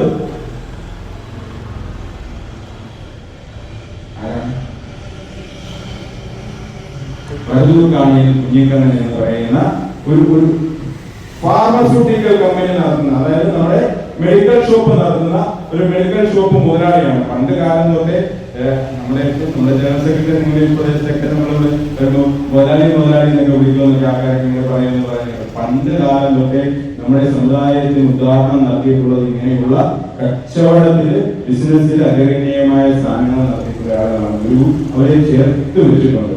ഗുരുദർശനം പ്രചരിപ്പിക്കുന്നതിനും ഗുരുവിനെ ചേർത്ത് വെക്കുന്നതിനും ഇവര് നിസ്തൂലമായ സംഭാവനകൾ നൽകിയിട്ടുണ്ട്. അപ്പോൾ വരദൂർക്കാണി കുഞ്ഞിക്കണ്ണനാണ് ഗുരുവിനെ തലശ്ശേരിയിലേക്ക് കൂട്ടിക്കൊണ്ടു പോകാൻ നിമിത്തമാകുന്നത്.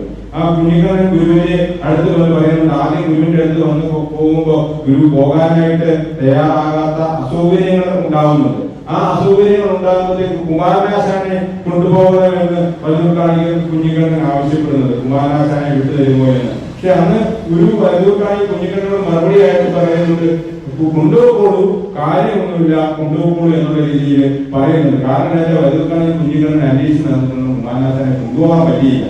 പറ്റുവാണെങ്കിൽ കൊണ്ടുപോകോളൂ എന്നുള്ള രീതിയാണ് ഗുരുപാദങ്ങൾ പറയുന്നത്. പക്ഷെ ഗുരുപാദങ്ങൾക്ക് അതറിയാം, നമ്മൾ മനസ്സിലാക്കേണ്ടതാണ്. ഗുരുപാദങ്ങൾക്ക് അറിയാം വരദൂർക്കാണി കുഞ്ഞിക്കണ്ണൻ നിരൂപിച്ചാൽ കുമാരനാശാനെ ഇപ്പൊ കൊണ്ടുപോകാൻ പറ്റില്ല. അത് കഴിഞ്ഞ് ഗുരു ഒക്കെ ചെന്നതിന് ശേഷമാണ്, പിന്നീടാണ്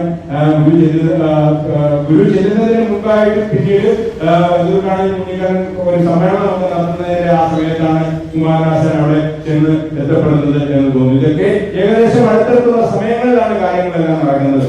അപ്പോ ആ തലശ്ശേരി ജഗന്നാഥ ക്ഷേത്രത്തിലേക്കാണ്, അതിന്റെ നിർമ്മാണത്തിലേക്കാണ് ആദ്യമായിട്ട് ഗുരുപാദങ്ങളെ കൂട്ടിക്കൊണ്ടു പോകുന്നത്. മലബാറിലേക്ക് കൂട്ടിക്കൊണ്ടു പോകുന്നത്.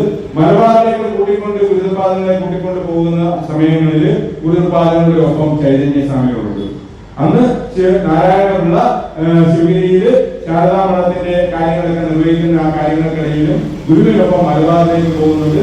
തലശ്ശേരി ജഗന്നാഥ ക്ഷേത്രം, കോഴിക്കോട് ശ്രീകണ്ഠേശ്വര ക്ഷേത്രം, കണ്ണൂർ സുന്ദരേശ്വര ക്ഷേത്രം, ഈ ക്ഷേത്രങ്ങളുടെ നിർമ്മാണ ചുമതലയിൽ തച്ചുശാസ്ത്ര വിദഗ്ധനായിട്ടുള്ള ചൈതന്യ സ്വാമികളുടെ നിസ്തൂലമായ പങ്ക് ശ്രീനാരായണ ഗുരുദേവ ഉത്പാദനങ്ങളുടെ പ്രതിഷ്ഠാ നിർവഹണം നടത്തുന്നതിന് വേണ്ടി ഉണ്ടായിട്ടുണ്ട്. കാരണം പഴനി മാതൃകയിലേക്കുള്ള കാര്യങ്ങളൊക്കെ അവിടെ സ്ഥാപിക്കുന്നതിന് വേണ്ടി ഗുരുദേവ ഉത്പാദനങ്ങൾ അനുവാദത്തോടു കൂടി പഴനിയിൽ പോയി ചൈതന്യ സ്വാമികൾ പഴനി ക്ഷേത്രത്തിന്റെ മാതൃക, പഴനി ക്ഷേത്രത്തിന്റെ കണക്ക് ഒക്കെ അവിടെ ചെന്ന് ചോദിച്ചു മനസ്സിലാക്കി വരുന്നുണ്ട്. കാരണം അവരവിടെ ചെന്നപ്പോ ചൈതന്യ സ്വാമികളോട് അത് മറുപടിയായിട്ട് ഇതിന്റെ അളവ് കൊടുക്കത്തില്ല. പക്ഷെ വളരെ വിദഗ്ധമായിട്ട് അവരുടെ കയ്യിൽ നിന്നും ആ അളവുകളൊക്കെ അവരെ കാര്യങ്ങൾ പറഞ്ഞ് ധരിപ്പിച്ച് മനസ്സിലാക്കിക്കൊണ്ടാണ് ഈ മലബാറിലേക്ക് ഈ ക്ഷേത്ര പ്രതിഷ്ഠയ്ക്ക് വേണ്ടി ഈ പോയ ചൈതന്യ സ്വാമികൾ അളവൊക്കെ മനസ്സിലാക്കി തിരിച്ചു വരുന്നത്. അങ്ങനെ ഒട്ടനവധി കാര്യങ്ങൾ അവിടെ നടക്കുന്നുണ്ട്. ഈ കാര്യങ്ങളൊക്കെ നിർവഹിച്ചുകൊണ്ടിരിക്കുന്ന അതേ കാലയളവിൽ തന്നെയാണ് 1912 കാലഘട്ടമാകുമ്പോഴത്തേക്ക്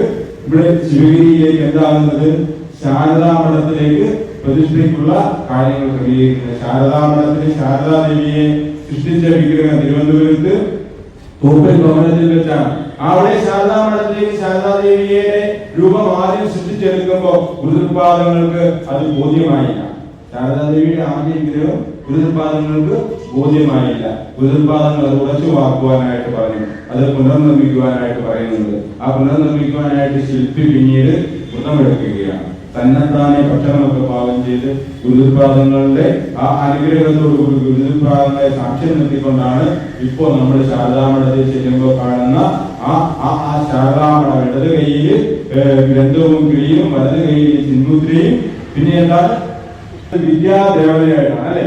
നിധി എന്നുള്ളത് കിളി എന്ന് പറയുന്നത് നമ്മുടെ നിലയ്ക്കാത്ത മനസ്സിന്റെ മോഹങ്ങളായതിന്റെ പ്രതീകമായിട്ടാണ് ഗുരു പ്രതിഷ്ഠിച്ചത്. ഗുരുവിന്റെ പ്രതിഷ്ഠ നമ്മൾ ചിന്തിച്ചു നോക്കാം. ശാരദാമഠത്തിലെ ശാരദാദേവിയുടെ പ്രതിഷ്ഠ, ശാരദാ വിഗ്രഹം എന്ന് പറയുന്നത് ഒരു മനുഷ്യന്റെ അവന്റെ അന്തരംഗത്തിലുള്ള എല്ലാ ആവശ്യങ്ങളുടെയും സ്വരൂപത്തിന്റെ ഒരു രൂപത്തെ സ്വായത്തമാക്കുന്ന അല്ലെ അനുഭൂതിയിലേക്ക് അവൻ അനുഗ്രഹം കൊടുക്കുന്ന ഒരു പ്രതീക്ഷയാണ്.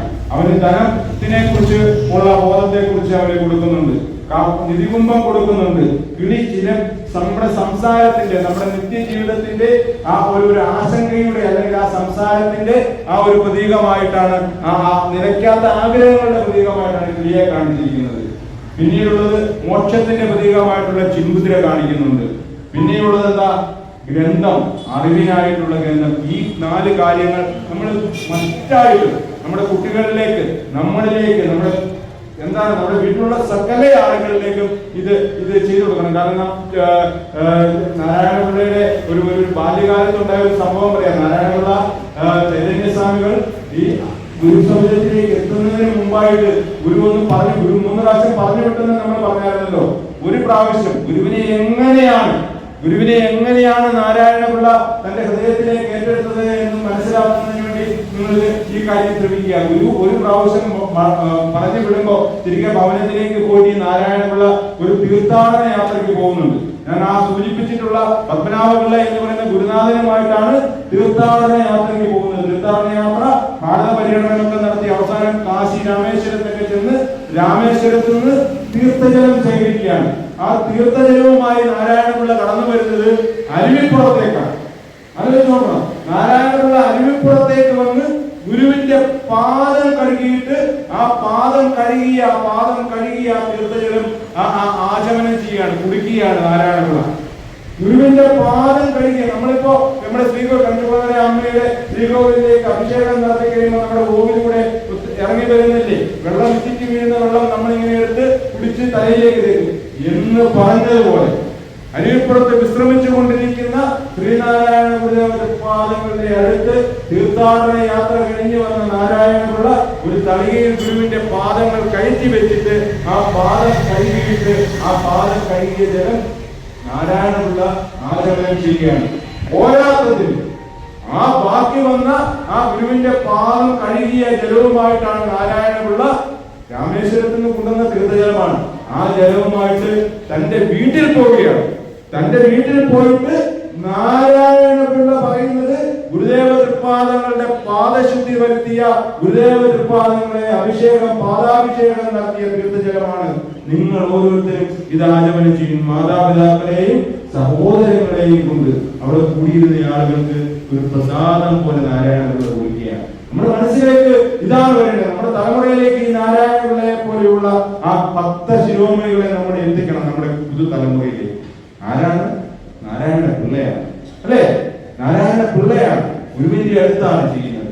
അങ്ങനെ ചെയ്ത് നമ്മളിപ്പോ ആ നാരായണപിള്ള ചൈതന്യസ്വാമികളായിട്ടാണ് ഈ ശാരദാമഠത്തിന്റെ നിർമ്മാണ പ്രവർത്തനങ്ങളൊക്കെ നടത്തുന്നത്. ആ നിർമ്മാണ പ്രവർത്തനങ്ങൾ ശങ്കരൻ പ്രദേശി സ്വാമികളോടൊപ്പം കാശിയിൽ അയച്ച് വൈദികം പഠിപ്പിച്ച് തിരിച്ചു വന്ന ശങ്കരൻ പ്രദേശി സ്വാമികളോടൊപ്പം ഈ കാര്യങ്ങളൊക്കെ നിർവഹിച്ച് ശാരദാമഠത്തിന്റെ പ്രതിഷ്ഠയൊക്കെ നിർവഹണം നടത്തി കഴിഞ്ഞപ്പോഴത്തേക്ക് വീണ്ടും 3 ദിവസം നീണ്ടു നിൽക്കുന്ന ആഘോഷങ്ങൾ ശാരദാമഠത്തില് നടക്കുകയുണ്ടായി. ആ ശാരദാമഠത്തിലെ ആഘോഷങ്ങളൊക്കെ പൂർത്തീകരിച്ചു കഴിഞ്ഞു. ശ്രീകദാസ സ്വാമികൾ, ബോധാനന്ദ സ്വാമികളിലൊപ്പം 6ഓളം സന്യാസിമാർ അവിടെ നിന്ന് ഗുരുദേവ ശിഷ്യന്മാരാകുന്നുണ്ട്. ശ്രീനാരായണ പ്രസ്ഥാനങ്ങൾക്ക് SNDP യോഗത്തിന് ഒരു ദേവസ്വം വിഭാഗം വേണമെന്നുള്ള തീരുമാനത്തിൽ ദേവസ്വം സെക്രട്ടറി ആയിട്ട്, ഇന്നത്തെ ദേവസ്വം സെക്രട്ടറി ആരാണ്? SNDP യോഗത്തിന്റെ ദേവസ്വം സെക്രട്ടറി, ഇന്നത്തെ ദേവസ്വം സെക്രട്ടറി ആരാണ്? അരേക്കണ്ടി സന്തോഷാണ്. എന്ന് പറഞ്ഞതുപോലെ അന്ന് ആദ്യമായി ഒരു ദേവസ്വം സെക്രട്ടറിയെ സൃഷ്ടിക്കുകയാണ് സാധു ശിവപ്രസാദ് എന്ന് പറയുന്ന ശിവപ്രസാദ് സ്വാമികളെ SNDP യോഗത്തിന്റെ ആദ്യത്തെ ദേവസ്വം സെക്രട്ടറി ആയിട്ട് അവിടെ നിയമിതനാക്കുന്നുണ്ട്. ഇത്തരം കാര്യങ്ങളൊക്കെ ആ ശാരദാ പരിഷത്തിന് നിർവഹിച്ചതിന് ശേഷം ഗുരു അവിടെ നിന്നും വീണ്ടും യാത്ര തിരിക്കുകയാണ്. ഗുരു അവിടെ നിന്നും വീണ്ടും യാത്ര തിരിച്ചിട്ട് ഗുരു പോകുന്നത് കാർത്തിക പള്ളിയിലേക്കാണ്. കാർത്തിക പള്ളിയിലേക്ക് അവിടെ സംസാരിക്കുന്നുണ്ട്, നമുക്ക് വിശ്രമിക്കുവാൻ ഒരു സ്ഥലം വേണം. അപ്പോ അരുവിപ്പുറത്തെ കുറിച്ചും ശിവഗിരിയെ കുറിച്ചും ഗുരുവിനോട് ഭക്തന്മാർ ചോദിക്കുമ്പോൾ ഗുരു മറുപടിയായിട്ട് പറയുന്നത്, നാം അത് അവരെ ഏൽപ്പിച്ചല്ലോ, ഇനി നമുക്ക് വിശ്രമിക്കുവാൻ ഒരു സ്ഥലം വേണം. ആലുവ കൊള്ളാം. ഒന്ന് ആലോചിച്ച് നോക്കണം. ഗുരു 3 സ്ഥലങ്ങളും നിശ്ചയിച്ചിരിക്കുകയാണ്. 3 സ്ഥലങ്ങളും ഗുരു മനസ്സിൽ നേരത്തെ നിശ്ചയിച്ച് ഓരോ സ്ഥലങ്ങളിലും ഓരോ കാലങ്ങളിലും പൂർത്തീകരിക്കേണ്ട അവതാര ലക്ഷ്യങ്ങൾ നിർവഹിച്ചതിന് ശേഷം ഗുരു അടുത്ത സ്ഥലത്തേക്ക് ഗുരുവിന്റെ ഒരു പ്രവർത്തന മേഖലയാക്കി മാറ്റിക്കൊണ്ട് ഗുരു ആ അടുത്ത സ്ഥലത്തെ പുണ്യവത്കരിക്കുകയാണ്, ആ പ്രദേശത്തെ പുണ്യവത്കരിക്കുകയാണ്. ഗുരു അങ്ങനെ ആലുവ കൊള്ളാമെന്ന് പറഞ്ഞ് ആളുകളോടൊക്കെ പറയുമ്പോൾ അവിടെയുള്ള ഒരു ഗൃഹസ്ഥാശ്രമിയായിട്ടുള്ള ഒരു സമ്പന്നനായിട്ടുള്ള ആള് പറയുന്നുണ്ട്, ധാരാളം പണം ആവശ്യമായി വരും. പണമല്ലേ ഇവിടെ ചുറ്റും കിടക്കുന്നത്? ഗുരുവിന്റെ മൊഴികളാണ്, ഗുരുവിന്റെ വാണികളാണ്. പണമല്ലേ ഇവിടെ പരന്നു കിടക്കുന്നത്? എഴുതിയെടുക്കുവാൻ ആളുണ്ടായാൽ മതി എന്നുള്ള മറുപടിയും മൊഴിയും കേട്ടപ്പോ ആ ഗൃഹസ്ഥാശ്രമിയായിട്ടുള്ള ആ ആള് ഗുരുവിനൊപ്പം യാത്രയിലേക്ക് കൂടെ പോവുകയാണ്. അവിടെ നിന്ന് പിന്നീട് വരുന്നത് ഗുരു യാത്ര ചെയ്ത് വരുന്നത് ചേർത്തല ചീരപ്പൻചിറയിലേക്കാണ്. അതെന്താണ് കളി?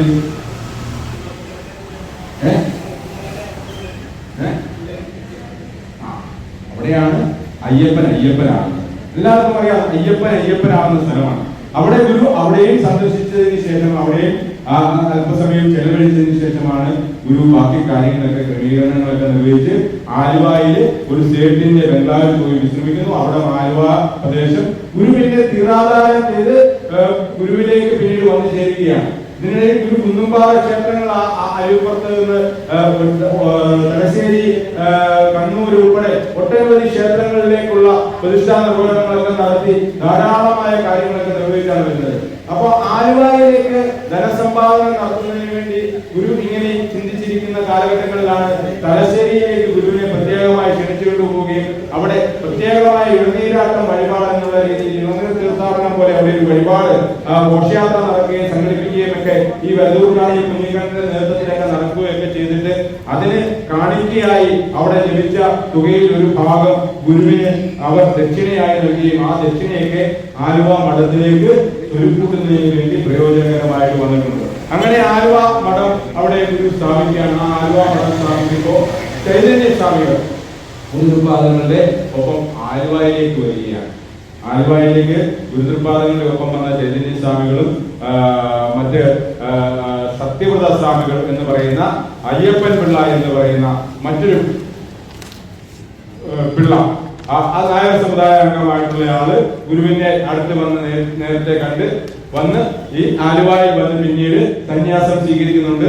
ആ അയ്യപ്പൻ പിള്ളയാണ് പിന്നീട് സത്യവ്രത സ്വാമികളാണ്. ഗുരുവിന്റെ ശബ്ദത്തിലേക്ക് എത്തിച്ചേർന്നിട്ടുള്ള പിള്ളമാരെ കുറിച്ച് തന്നെ ഒരു പഠനം നടത്തിയാണല്ലോ. സത്യം പറഞ്ഞാൽ ആളുകൾ അത്ഭുതപ്പെട്ടു പോകും. നമ്മൾ ഇവിടെ എന്താണ് പറയുന്നത്, നായാടി മുതൽ നമ്പൂരി വരെ എന്ന് പറയുന്ന ഒരു ഭാഷയുണ്ടല്ലോ. നമ്മുടെ SNDP യോഗത്തിന്റെ സമാരാധനായ ജനറൽ സെക്രട്ടറി ഉപയോഗിച്ചിട്ടുള്ള ഒരു ഭാഷയാണ് നായാടി മുതൽ നമ്പൂരി വരെ എന്നുള്ള ഒരു ഭാഷ. ഗുരുസവിധത്തിൽ നിന്ന് ഉത്ഭവിച്ചിട്ടുള്ള ഭാഷയാണ്. പക്ഷേ ആരും മനസ്സിലാക്കുന്നില്ല.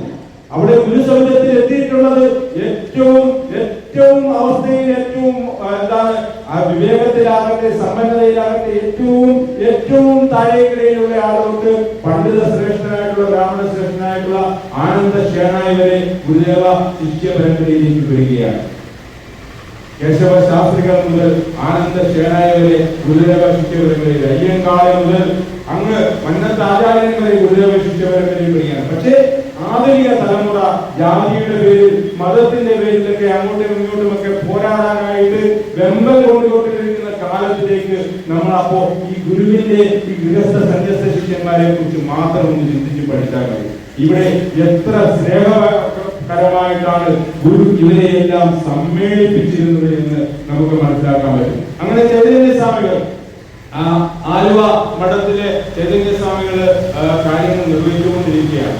ആലുവ മഠത്തിന്റെ സംഘടനാ ചുമതലയുള്ള നടത്തിപ്പ് ചുമതലയുള്ള സെക്രട്ടറി ഒക്കെ ആയിട്ട് ഗുരുദേവ ഉത്പാദനങ്ങൾ ചൈതന്യ സ്വാമികളെ ചുമതലപ്പെടുത്തുന്നുണ്ട്.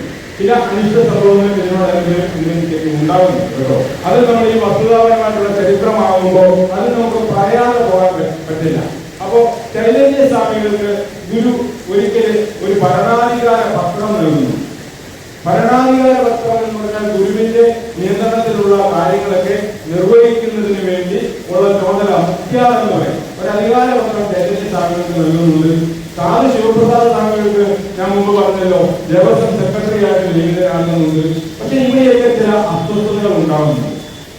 ഈ അസ്വസ്ഥതകളുടെ ഭാഗമായിട്ട് ഇവർക്കൊന്നും ഈ കർത്തൃനിർവഹണം നടത്തുവാനായിട്ട് സാധ്യമാകുന്നില്ല.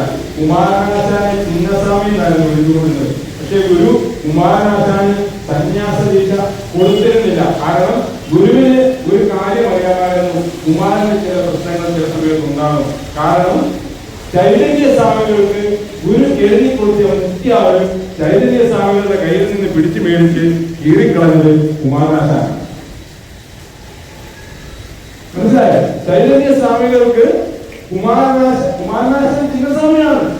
ഗുരുവിന്റെ സന്യാസ ശിഷ്യ പരമ്പരയിൽ പെടുമെന്ന് ആളുകളെല്ലാം പ്രതീക്ഷിച്ചിരുന്ന ആളാണ്. സന്യാസം ഗുരു കൊടുക്കുമെന്ന് വിചാരിച്ചിരുന്ന ആളാണ്. 47 വയസ്സ് ആയപ്പോ 17 വയസ്സുകാരനെ ഭാനുമതിയമ്മയെ കുമാരനാശാൻ പിന്നീട് വിവാഹം കഴിക്കുന്നുണ്ട്. ഗുരുവിനറിയാം ഇവൻ കുമാരനും സന്യാസ പരമ്പരയിലേക്ക് വരുന്നയാളാണ്. ഇവന്റെ മനസ്സിൽ സാധാരണമായിട്ടുള്ള മനോവിചാരങ്ങളുണ്ട്. ഇവരോട് ശൃംഗാരം ഉപേക്ഷിക്കാനാണ്. മഹാകവിയാകുന്നതിന് മുമ്പ് കായിക കുമാരനോട് ശൃംഗാരം എഴുതുന്നത് ഉപേക്ഷിക്കണമെന്നാണ് ഗുരുപാദങ്ങൾ പറഞ്ഞിട്ടുള്ളത്. അപ്പോ ഈ ചൈതന്യ സ്വാമികൾ ഈ സംഘർഷമാണ്. ജനാധിപത്യ സംവിധാനമാണ്. യോഗം സംഘടനാ പ്രസ്ഥാനമാണ്.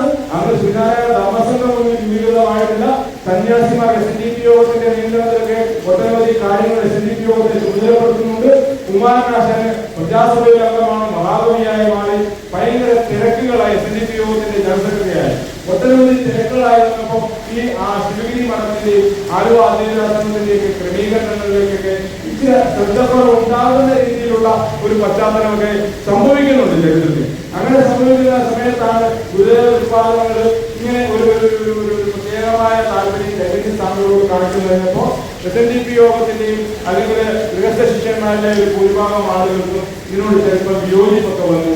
അങ്ങനെ സച്ചിദാനന്ദ സ്വാമിയുടെ ഗ്രന്ഥത്തിൽ എഴുതിയിരിക്കുന്നത് വെച്ച് നോക്കിയാൽ ചൈതന്യ സ്വാമികൾക്ക് എഴുതി കൊടുത്ത മുക്തിയാള് കുമാരനാശാൻ ചൈതന്യ സ്വാമികളുടെ കയ്യിൽ നിന്നും എഴുത്ത് മേടിച്ച് വലിച്ച് കീറിക്കളഞ്ഞു.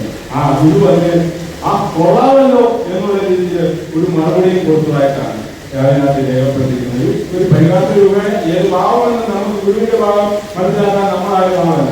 അപ്പൊ ഒരു ഏത് ഭാവത്തിലായിരിക്കും അത് പറഞ്ഞിരിക്കുന്നത് നമുക്കറിയാൻ പറ്റും. പ്രത്യേകിച്ച് ഇങ്ങനെ ഒരു നിമിഷ സംഭവം നടന്നിട്ടുണ്ട്. പക്ഷേ അതെല്ലാം കണ്ടുകൊണ്ട് ചൈതന്യ സ്വാമികൾ അവിടെ നിർനിമേഷനായിട്ട് നിന്നേയുള്ളൂ. അതുകൊണ്ടാണ് ഗുരുപാദങ്ങൾ പിന്നീട് പറയുന്നത് ചൈതന്യത്തിന്റെ പ്രവർത്തികൾ നമ്മളുടേത് തന്നെയാണ്. ചൈതന്യത്തിന്റെ പ്രവർത്തികൾ നമ്മളുടേത് തന്നെയാണ്. ഒരു മറുവാക്ക് പോലും ചൈതന്യ സ്വാമികൾ പറഞ്ഞിട്ടില്ല. അങ്ങനെ ആ സംഭവമൊക്കെ കഴിഞ്ഞതിന് ശേഷം സാധു ശിവപ്രസാദ് സ്വാമികൾക്ക് ദേവസ്വം സെക്രട്ടറിയായി ചുമതലപ്പെടുത്തിയെങ്കിലും ചുമതലയെടുക്കുവാൻ സാധിച്ചില്ല. ശങ്കരൻ പ്രദേശത്തെ ചില അനിഷ്ട സംഭവങ്ങളാണ്. ശങ്കരൻ പ്രദേശ സ്വാമികൾക്ക് ശിവഗിരി വിട്ടുപോകേണ്ടി വന്നു. കാരണം ഡോക്ടർ പൽപ്പുവാണ്.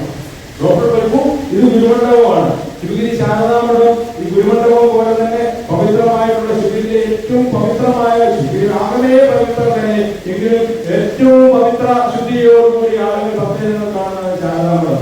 ഒരു ദിവസം ഡോക്ടർ പൽപ്പു പെട്ടെന്ന് വന്നപ്പോ ശാരദാമഠത്തേക്ക് കയറിയപ്പോ ഷൂസ് ധരിക്കാൻ മറന്നുപോയി. കാലിൽ കിടന്ന ഷൂസ് അഴിക്കുവാനായിട്ട് മറന്നുപോയി. ശങ്കരൻ പരദേശി സ്വാമികൾ അദ്ദേഹത്തിന്റെ കഷ്ടകാലത്തിനാണോ എന്താണോ ഡോക്ടർ പൽപ്പുവിന്റെ പ്രത്യേകങ്ങളെല്ലാം ഉണ്ട്. ഡോക്ടർ പൽപ്പുവിനെ നമുക്കറിയാം. ആ തലയെടുപ്പുള്ള പോരാളിയാണ്. SNDP യോഗം എന്ന് പറയുന്ന പ്രസ്ഥാനത്തെ ഏറ്റവും ഉജ്ജ്വലമായിട്ടുള്ള പ്രസ്ഥാനമാക്കി വളർത്തിയെടുക്കുന്നതിന് വേണ്ടി തന്റെ സമ്പത്തും തന്റെ ബുദ്ധിയും മുഴുവൻ നൽകിയിട്ടുള്ള SNDP യോഗത്തിന്റെ ആദ്യ വൈസ് പ്രസിഡന്റാണ്. പക്ഷേ അവിടെ കൂടിയുള്ള ഭക്തജനങ്ങളുടെ മുമ്പിൽ വെച്ച് ഗുരുദേവ നിർമ്മാണങ്ങൾ പോലും പാദശുദ്ധി വരുത്തിയിട്ട് ശാരദാ മഠത്തിലേക്ക് പ്രവേശിക്കുകയെന്ന് ഡോക്ടർ സൈബിനോട് പറഞ്ഞു. പറഞ്ഞത് രഹസ്യമായിട്ടായിരുന്നു, കുഴപ്പമില്ലായിരുന്നു. കുറച്ചധികം ആളുകളുണ്ടായിരുന്നു. ഡോക്ടർ സൈബിന് അത് വലിയ ആക്ഷേപമായിട്ട് സ്വയം തോന്നി. ഡോക്ടർ സൈബു ശങ്കരൻ സ്വാമികളെ ചില കാര്യമായിട്ട്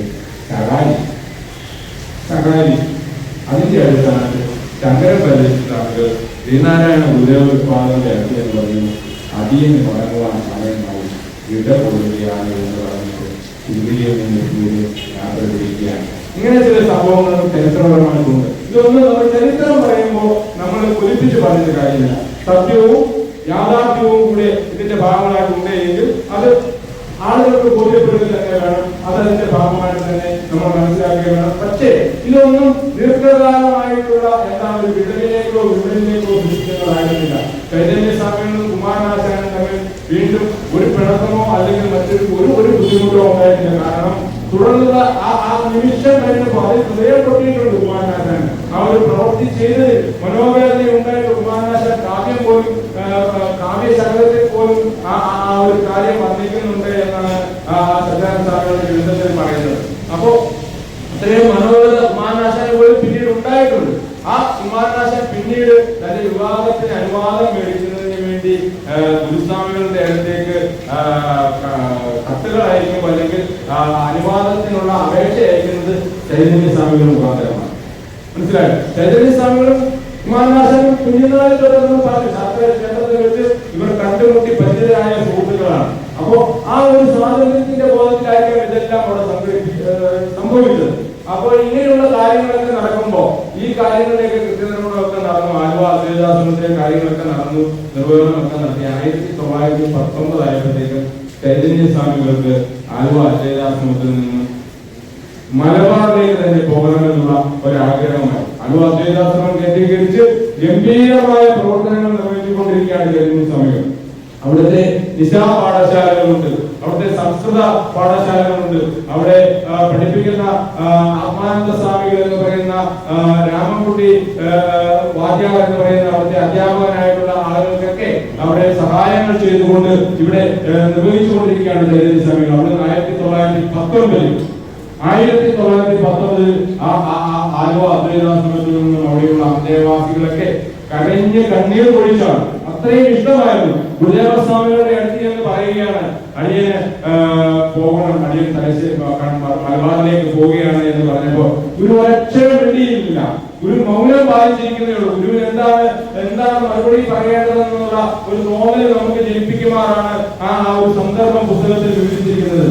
ആ വിവരിച്ചിരിക്കുന്ന സന്ദർഭപ്രകാരം ഗുരു ദീർഘനേരം മൗനം പാലിച്ചതിന് ശേഷം ചൈതന്യ സ്വാമികളോട് കൈകൾ ഉയർത്തിക്കൊണ്ട് പൊക്കോളൂ എന്ന് അനുഗ്രഹിച്ച് അനുവാദം കൊടുത്തതായിട്ടാണ് പറയുന്നത്. അങ്ങനെ ചൈതന്യ സ്വാമികൾ തലശ്ശേരിയിലേക്ക് വീണ്ടും പോവുകയാണ്. തലശ്ശേരി ജഗന്നാഥ ക്ഷേത്രത്തിലും കോഴിക്കോട് സുന്ദരേശ്വരവും കോഴിക്കോട് സിംഹേശ്വരവും കണ്ണൂർ സുന്ദരേശ്വരവും കേന്ദ്രീകരിച്ച് പ്രവർത്തിച്ചു കൊണ്ടിരിക്കുന്ന ആ കാലഘട്ടത്തിൽ 1919 ചൈതന്യ സ്വാമികൾ നമ്മളിവിടെ ചരിയ പൂജയോടനുബന്ധിച്ച് ചെയ്യുന്ന ഗുരുപുഷ്പാഞ്ജലി മന്ത്രം ഇല്ലേ, ഗുരുപുഷ്പാഞ്ജലി ആ കാലഘട്ടത്തിലാണ് ചൈതന്യ സ്വാമികൾ ജനിക്കുന്നത്. ചൈതന്യ സ്വാമികൾ അവിടെ നിന്ന് ഒരു മലബാറിൽ നിന്ന് ഒരു ശിവഗിരിക്കും ആലുവായിലേക്ക് അയച്ച് ബോധാനന്ദ സ്വാമികളെ കൊണ്ട് ശ്രീനാരായണ ഗുരുദേവ തൃപ്പാദങ്ങളെ കാണിച്ച് അതിലെ പോരായ്മകൾ പരിഹരിക്കുന്നതിന് വേണ്ടി ചുമതലപ്പെടുത്തി ഗുരുവിനെ പൂജിക്കേണ്ട എന്ന് പറയുന്ന രാഷ്ട്രീയ സമൂഹത്തിന് മുമ്പിൽ അല്ലെങ്കിൽ അപരിഷ്കൃതമായിട്ടുള്ള ചിന്തകൾ പ്രചരിപ്പിക്കുന്ന ആളുകൾക്ക് മുമ്പിലേക്കാണ് നമ്മൾ സത്യബോധത്തോടു കൂടി നമ്മൾ യാഥാർത്ഥ്യബോധത്തിലേക്ക് ഈ തിരിച്ചറിവ് പറഞ്ഞു കൊടുക്കുന്നത്. ചൈതന്യ സ്വാമികളുടെ ഗുരുപുഷ്പാഞ്ജലി മന്ത്രം അത് ഗുരു സമക്ഷത്തിൽ എത്തിച്ച് അതിനുള്ള അനുവാദം മേടിച്ചിട്ടാണ് ആ ഗുരുപുഷ്പാഞ്ജലി മന്ത്രം നമ്മളിവിടെ നടത്തിക്കൊണ്ടിരിക്കുന്നത്. ഗുരുവിനെ പൂജിക്കേണ്ട എന്ന് രാഷ്ട്രീയ കോമരങ്ങൾ നമ്മളോട് പറഞ്ഞാൽ നമ്മൾ അനുസരിക്കേണ്ടതില്ല, നമ്മൾ മനസ്സിലാക്കേണ്ടതില്ല. കാരണം ഗുരു അനുഗ്രഹിച്ച് ആശീർവദിച്ച് നൽകിയിട്ടുള്ളതാണ് ഈ വക കാര്യങ്ങളല്ല. അത്തരം കാര്യങ്ങളൊക്കെ നിർവഹിച്ചുകൊണ്ടിരിക്കുമ്പോൾ ചൈതന്യ സ്വാമികൾ പിന്നീട് ഗുരുസൗജത്തിലേക്ക് ഇടയ്ക്കിടയ്ക്ക് വന്നു പോയിരിക്കുന്നുണ്ട്. പക്ഷെ അതിനൊന്നും ഗഹനമായ രേഖകളൊന്നും പറയുന്നില്ല. പക്ഷേ 1928 ജനുവരി മാസം 9 കൂർക്കഞ്ചേരിയിൽ വെച്ച് ശ്രീനാരായണ ധർമ്മസംഘം രൂപീകരിക്കുക. ശ്രീനാരായണ ധർമ്മസംഘം രൂപീകരിക്കുന്നതിന് വേണ്ടി കൂർക്കഞ്ചേരിയിൽ വെച്ച് ധർമ്മസംഘം രൂപീകരിക്കുന്ന സമയത്ത് ഗുരുദേവ ശിഷ്യന്മാരെയൊക്കെ നാടെങ്ങുമുള്ള ശിഷ്യന്മാരെയൊക്കെ അറിയിക്കുന്നുണ്ട്. അതിന്റെ അടിസ്ഥാനത്തിൽ ജനുവരി മാസം 9 അവിടെ എത്തിച്ചേർന്ന ആളുകളൊക്കെ ചേർന്നുകൊണ്ട് ധർമ്മസംഘം രൂപീകൃതമാക്കുകയാണ്. ബോധാനന്ദ സ്വാമികളുണ്ട്, ശ്രീനാരായണ ഗുരുദേവ, ശങ്കരാനന്ദ സ്വാമികളുണ്ട്, അങ്ങനെ ധാരാളം സ്വാമികന്മാരുടെ ധർമ്മസംഘം രൂപീകരിക്കുന്നു. ആ രൂപീകരിക്കുന്ന അവസരത്തിൽ ചൈതന്യ സ്വാമികൾ അവിടെ എത്തുന്നില്ല. പക്ഷേ തൊട്ടടുത്ത് തന്നെ ചൈതന്യ സ്വാമികൾ അവിടെ എത്തുന്നുണ്ട്. ധർമ്മസംഘത്തിന്റെ ആദ്യത്തെ മീറ്റിംഗ് ധർമ്മസംഘത്തിന്റെ സഞ്ചാര സെക്രട്ടറി, അതായത് പ്രവർത്തന സെക്രട്ടറി എന്നുള്ള ഒരു പദവി കൊടുത്ത് ചൈതന്യ സ്വാമികളെ അവിടെ നിയമിതനാക്കുകയാണ്. 1928 കാലഘട്ടങ്ങളിലാണ്. ആ 1928 അതിനുശേഷമാണ് ഗുരുദേവ ഉത്പാദകൻ എങ്ങോട്ട് വരുന്നത്? ഞങ്ങളുടെ കോട്ടയത്തേക്ക് വരുന്നത്. എന്തിനാണ് വരുന്നത്? നാഗമ്പടത്തേക്കാണ് വരുന്നത്. ശ്രീനാരായണ ഗുരുദേവ ഉത്പാദകങ്ങൾ 1928 ജനുവരി മാസം നാഗമ്പടത്തേക്ക് വന്നിട്ടുള്ളത് എന്തിനു വേണ്ടിയാണ്? എന്ത് അത്ഭുതമാണ് പിന്നീട് നമുക്ക് ലഭിച്ചത്? SNDP യോഗത്തിന്റെ 108 ശാഖകൾക്ക് ഉത്പാദകങ്ങൾ 108 ശാഖകൾക്കും അവിടെ നിന്നാണ് നാഗമ്പടത്തിൽ കാണുന്നത്. അതില് മറ്റൊരു പ്രധാനമായിട്ടുണ്ടായിരുന്ന ശിവഗിരി തീർത്ഥാടനത്തിന് ഭഗവത്പാദങ്ങൾ അനുമതി നൽകിയിട്ടുണ്ട്. എന്നൊക്കെ നാഗമ്പടത്തുണ്ടോ? നാഗമ്പടത്തുനിന്ന് വരണം കേട്ടോ. ഇപ്പോ പ്രിയപ്പെട്ട ക്ഷേത്രയിൽ നിന്നുള്ള വി ശശികുമാർ സാറാണ് ഞങ്ങളുടെ നാഗമ്പടത്തെ യൂണിയന്റെ ജോലി കൺവീനറായിട്ട് പ്രവർത്തിച്ചുകൊണ്ടിരിക്കുന്നത്. അറിയാമോ? അപ്പൊ അവിടെ ഒത്തിരി കാര്യങ്ങളൊക്കെ സ്വീകരിച്ചിട്ടാണ് ഗുരുവിന്റെ അരുവിപ്പുറം പോലെ, ഗുരുവിന്റെ ശിവഗിരി പോലെ, ഗുരുവിന്റെ ആലുവ അദ്വൈതാശ്രമം പോലെ ഏറ്റവും സുപ്രധാനമായ ഒരു സമിതമാണ് നാഗമ്പടം ശ്രീ മഹാദേവ ക്ഷേത്രവും. അവിടെ തേന്മാവിന്റെ ചുവട്ടിൽ ഇരുന്നു കൊണ്ടാണ് ഗുരുദേവ ഉത്പാദകങ്ങൾ ശിവഗിരി തീർത്ഥാടനത്തിന് അഷ്ടലക്ഷ്യങ്ങളോടുകൂടി ആ അനുമതി കൊണ്ട് ആ അഷ്ടലക്ഷ്യങ്ങളാണ് നമ്മളെ ഇവിടെ ഇരിക്കുന്നത്. ആ അഷ്ടലക്ഷ്യങ്ങൾ ഇല്ലെങ്കിൽ നമ്മളില്ല. ഗുരു നൽകിയ അഷ്ടലക്ഷ്യങ്ങൾ ഇല്ലെങ്കിൽ നമ്മളെന്ന് പറയുന്ന സമൂഹമോ സമുദായമോ ഇല്ല എന്ന് നമ്മൾ ചിന്തിക്കണം. അത്ര പവിത്രമാണ്. അതാണ് ശിവലിംഗദാസ സ്വാമികൾ പറയുന്നത്.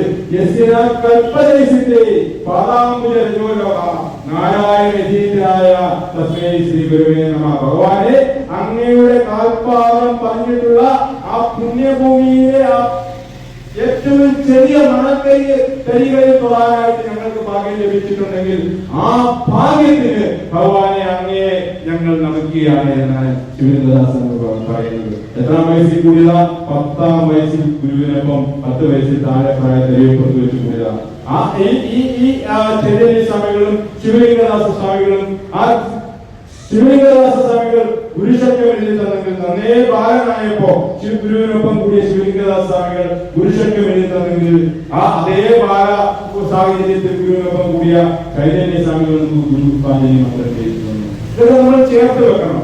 ഇത് ആണ് നമുക്കുള്ള ജീവിതത്തിന്റെ മുന്നോട്ട് നടക്കുവാനായിട്ടുള്ള ഉപാധികളായിട്ട് വരുന്നത്. ഗുരുവിനെ പൂജിക്കുന്നതിനുള്ള ഉപാധികളും അതിനുള്ള സങ്കല്പ യോഗ്യതകളിലേക്ക് നമ്മളെ കൂടി എത്തിക്കുന്നത് ഈ സന്യാസ ശിഷ്യന്മാരുടെ ഇത്തരം കാര്യങ്ങളിലൂടെയാണ്. അങ്ങനെ 1919 ഗുരുപുഷ്പാഞ്ജലി മന്ത്രം അവിടെ രചിച്ച് നമുക്ക് നൽകിയ ചൈതന്യ സ്വാമികൾ 1928 ധർമ്മസംഘത്തിന്റെ സ്ഥാപനത്തിനായിട്ട് വന്ന് സഞ്ചാര സെക്രട്ടറി ആകുന്നുണ്ട്.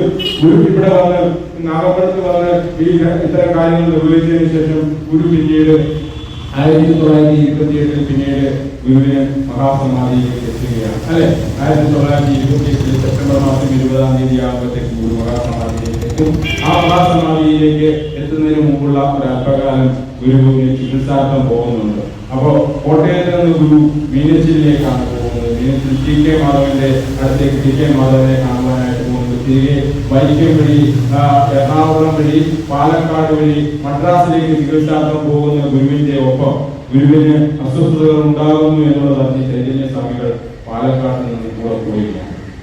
പാലക്കാട് നിന്ന് ഗുരുവിന്റെ ഒപ്പം കൂടിയ ചൈതന്യ സ്വാമികൾ ഗുരുവിന്റെ മഹാസമാധി നിർവഹണം കഴിഞ്ഞ തവണ നമ്മളൊക്കെ സൂചിപ്പിച്ചിരുന്നു. മഹാസമാധിയും സമാധി ഇരുത്തൽ ചടങ്ങിനെ കുറിച്ചുമൊക്കെ നമ്മളിവിടെ പറഞ്ഞിരുന്നു. ആ സമാധി ഇരുത്തൽ ചടങ്ങും പൂർത്തീകരിച്ച് ബോധാനന്ദ സ്വാമികൾ കന്നി 8-ാം തീയതി ബോധാനന്ദ സ്വാമികൾ സമാധിയാകുന്നു.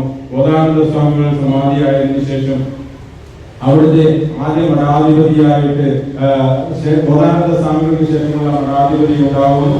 ആ മഠാധിപതിക്ക് ശേഷം 2 വർഷക്കാലമാണ് പിന്നീട് ശങ്കരാനന്ദ സ്വാമികൾ അദ്വൈതാനന്ദ സ്വാമികൾ ആണെന്ന് തോന്നുന്നു. ആ സ്വാമികള് 2 വർഷത്തിന് ശേഷം ആ സ്വാമികള് സമാധിയാകുന്നു. അതിനുശേഷം ചൈതന്യ സ്വാമികളെ ശിവഗിരി മഠത്തിന്റെ മഠാധിപതിയാക്കുന്നതിന് വേണ്ടി ധർമ്മതീർത്ഥ സ്വാമികളും ശങ്കരാനന്ദ സ്വാമികളും ഉൾപ്പെടെയുള്ള ആളുകൾ ഒരു പ്രഖ്യാപനം നടത്തുകയും ഒരു മീറ്റിംഗ് നടത്തുകയും ചെയ്യുന്നു. ശിവഗിരി മഠത്തിന്റെ മഠാധിപതി ചൈതന്യ സ്വാമികളുടെ പ്രവൃത്തികൾ ചൈതന്യത്തിന്റെ കാഷായം ഉള്ളിലല്ല. ചൈതന്യ സ്വാമികൾ വെള്ള വസ്ത്രം മാത്രമേ ധരിച്ചിരുന്നുള്ളൂ. ഗുരുവിന്റെ വെള്ള വസ്ത്രം തൂവെള്ള സന്യാസിമാര് തൂവെള്ള വസ്ത്രം ധരിച്ചിരുന്ന 5 സന്യാസിമാരുണ്ട്. ശിവലിംഗദാസ സ്വാമികൾ, ചൈതന്യ സ്വാമികൾ, നിശ്ചലദാസ് സ്വാമികൾ, സത്യവ്രത സ്വാമികൾ,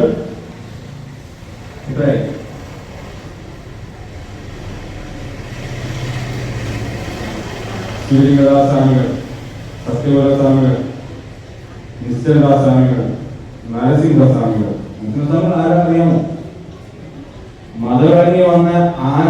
ഇത് നമ്മൾ ഈ പറയുന്ന കാര്യങ്ങള് ചരിത്ര സത്യങ്ങളാണ്. മതമിറങ്ങി വന്ന ആനയെ തൃപ്പൂണിത്തറയിൽ നരസിംഹസ്വാമികളുടെ ആശ്രമമുണ്ട്. നമ്മൾ ഇവിടുന്ന് യാത്രകൾ സംഘടിപ്പിക്കണം. പുണ്യം ഗുരുപദം എന്ന് പേരിട്ട് ഞങ്ങൾ കോട്ടയത്ത് യാത്രകൾ സംഘടിപ്പിച്ചപ്പോഴാണ് ഞങ്ങൾ ഇതിനകത്ത് കാര്യങ്ങൾ മനസ്സിലാക്കുന്നത്. കോട്ടയം യൂണിയനില് ശ്രീനാരായണ ധർമ്മ പഠന കേന്ദ്രം എന്ന് പറയുന്ന ഒരു പഠന വിഭാഗമുണ്ട്. 2003 സ്ഥാപിച്ചതാണ്. 2003 സ്ഥാപിച്ച ഒരു ശ്രീനാരായണ ധർമ്മ പഠന കേന്ദ്രം ഇന്ന് 14 വർഷങ്ങൾ 14 ബാച്ചുകൾ, ഒരു ബാച്ചില് 1200 പേരുകൾ ഉണ്ടാകും. ആ ബാച്ചില് 14 ബാച്ചുകൾ ഈ കഴിഞ്ഞ മാസം പൂർത്തീകരിച്ചിരിക്കുകയാണ്. ഇപ്പൊ 15ാമത് ബാച്ച് ജൂലൈ മാസം 29-ാം തീയതി ആരംഭിക്കുകയാണ്. ആരാധ്യായിട്ടുള്ള പ്രീതിയമ്മയാണ് ഞങ്ങളുടെ ബാച്ചുകളെല്ലാം വന്ന് കോട്ടയത്തെ ആറമ്പുറത്ത് തേന്മാവ് യൂണിയനിൽ വന്ന് ഉദ്ഘാടനം ചെയ്യുന്നത്. ഇപ്പൊ ചേർത്തല യൂണിയനിൽ മനോജ് മാവുങ്കൽ സാറിനോടൊപ്പം AV പ്രസാദ് കുമാർ സാർ എന്ന് പറഞ്ഞ് ചേർത്തല യൂണിയൻ ഹാളിലും ഇതേ പഠന സംവിധാനങ്ങൾ ഇവിടെ ആവശ്യപ്പെട്ടതനുസരിച്ച് വന്ന് നൽകുന്നുണ്ട്.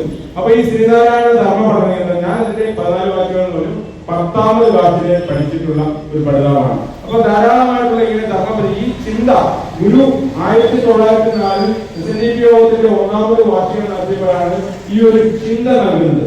നമുക്ക് നമ്മുടെ ധർമ്മം പ്രചരിപ്പിക്കുന്നതിന് വേണ്ടി പ്രചാരകരെ സൃഷ്ടിക്കണം. കുമാരനാശാനോട് ഈ കുമാരു നീ അതിന് വേണ്ടത് ചെയ്യണം. അപ്പൊ ഗുരുവിനെ കുറിച്ച് പഠിക്കുക, പറയിപ്പിക്കുക. അത് നമ്മൾ വായിക്കാനും ജയിക്കാനുമല്ല, അറിയാനും അറിയിക്കാനുമാണ് എന്നുള്ള സങ്കല്പത്തിൽ നമ്മൾ ആളുകളോട് പറഞ്ഞു കൊടുക്കുകയാണ്. അപ്പൊ കേൾക്കുന്നവരിൽ 1000 പേര് നമുക്കിടയിൽ കേട്ടാൽ അതിനിടയിൽ ഒരാൾക്ക് ഇത് സ്പാർക്ക് ചെയ്താൽ മതി. നമുക്ക് എല്ലാവർക്കും കിട്ടത്തില്ല.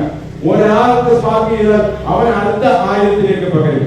അതിൽ നിന്ന് ഒരാൾക്ക് കിട്ടിയ ഇങ്ങനെയാണ് തലമുറ കൈമാറി കെടാതെ നമ്മൾ സൂക്ഷിക്കുന്നുള്ള മുദ്രാവാക്യത്തിനൊക്കെ ഊർജം ഉണ്ടാകുന്നത്. അങ്ങനെയാണ് ഇത് മറ്റുള്ളവരിലേക്ക് പറയേണ്ടത്.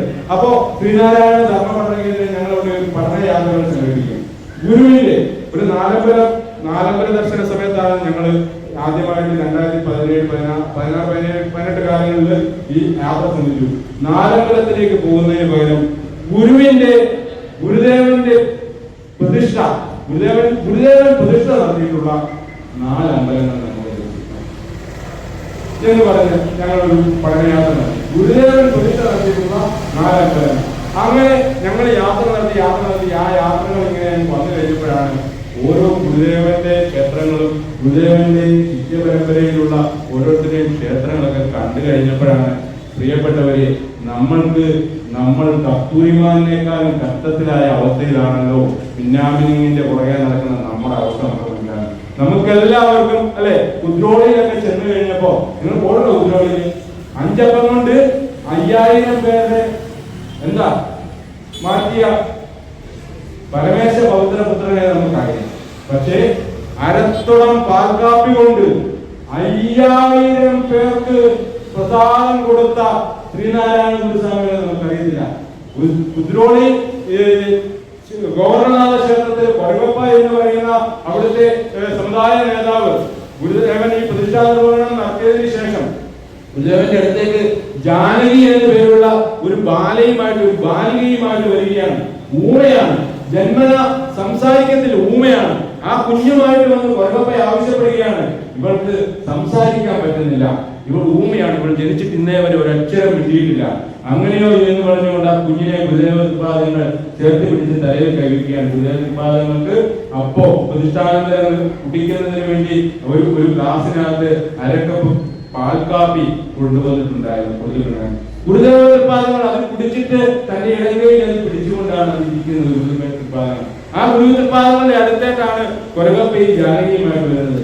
മോളുടെ ശിരസിൽ തലോടിയതിനു ശേഷം അതിന്റെ നാവിലേക്ക് ഗുരുദേവ ഉത്പാദങ്ങൾ ഒരിറ്റ് പാൽക്കാപ്പി ഇട്ടിട്ട് കൊടുത്തു. എന്നിട്ട് കാപ്പി എന്ന് പറയാൻ പറഞ്ഞു. കൊച്ചു കാന്ന് 2-3 പ്രാവശ്യം വെച്ച് കാപ്പി എന്ന് പറഞ്ഞു. പിന്നെ ഗുരു പറഞ്ഞതെല്ലാം ആ കൊച്ചു പറഞ്ഞു. അവിടെ കൂടിയിരുന്ന ആയിരക്കണക്കിന് ഭക്തജനങ്ങൾ കൈകൾ നീട്ടി. അവിടെ ചൈതന്യ സ്വാമികൾ ഗുരുവിനൊപ്പം ഉണ്ടായിരുന്നു. ആ ചൈതന്യ സ്വാമികൾ ഗുരുവിനോട് പറയുകയാണ്, ഗുരു ഇതാ ആയിരങ്ങൾ കൈ നീട്ടുന്നു. ഗുരുപാദങ്ങൾ ചൈതന്യ സ്വാമിയുടെ കയ്യിലേക്ക് ഈ അരക്കപ്പ് അരഗ്ലാസ് കാപ്പി കൊടുത്തിട്ട് പറഞ്ഞു, എല്ലാവർക്കും കൊടുത്തോളാൻ പറഞ്ഞു.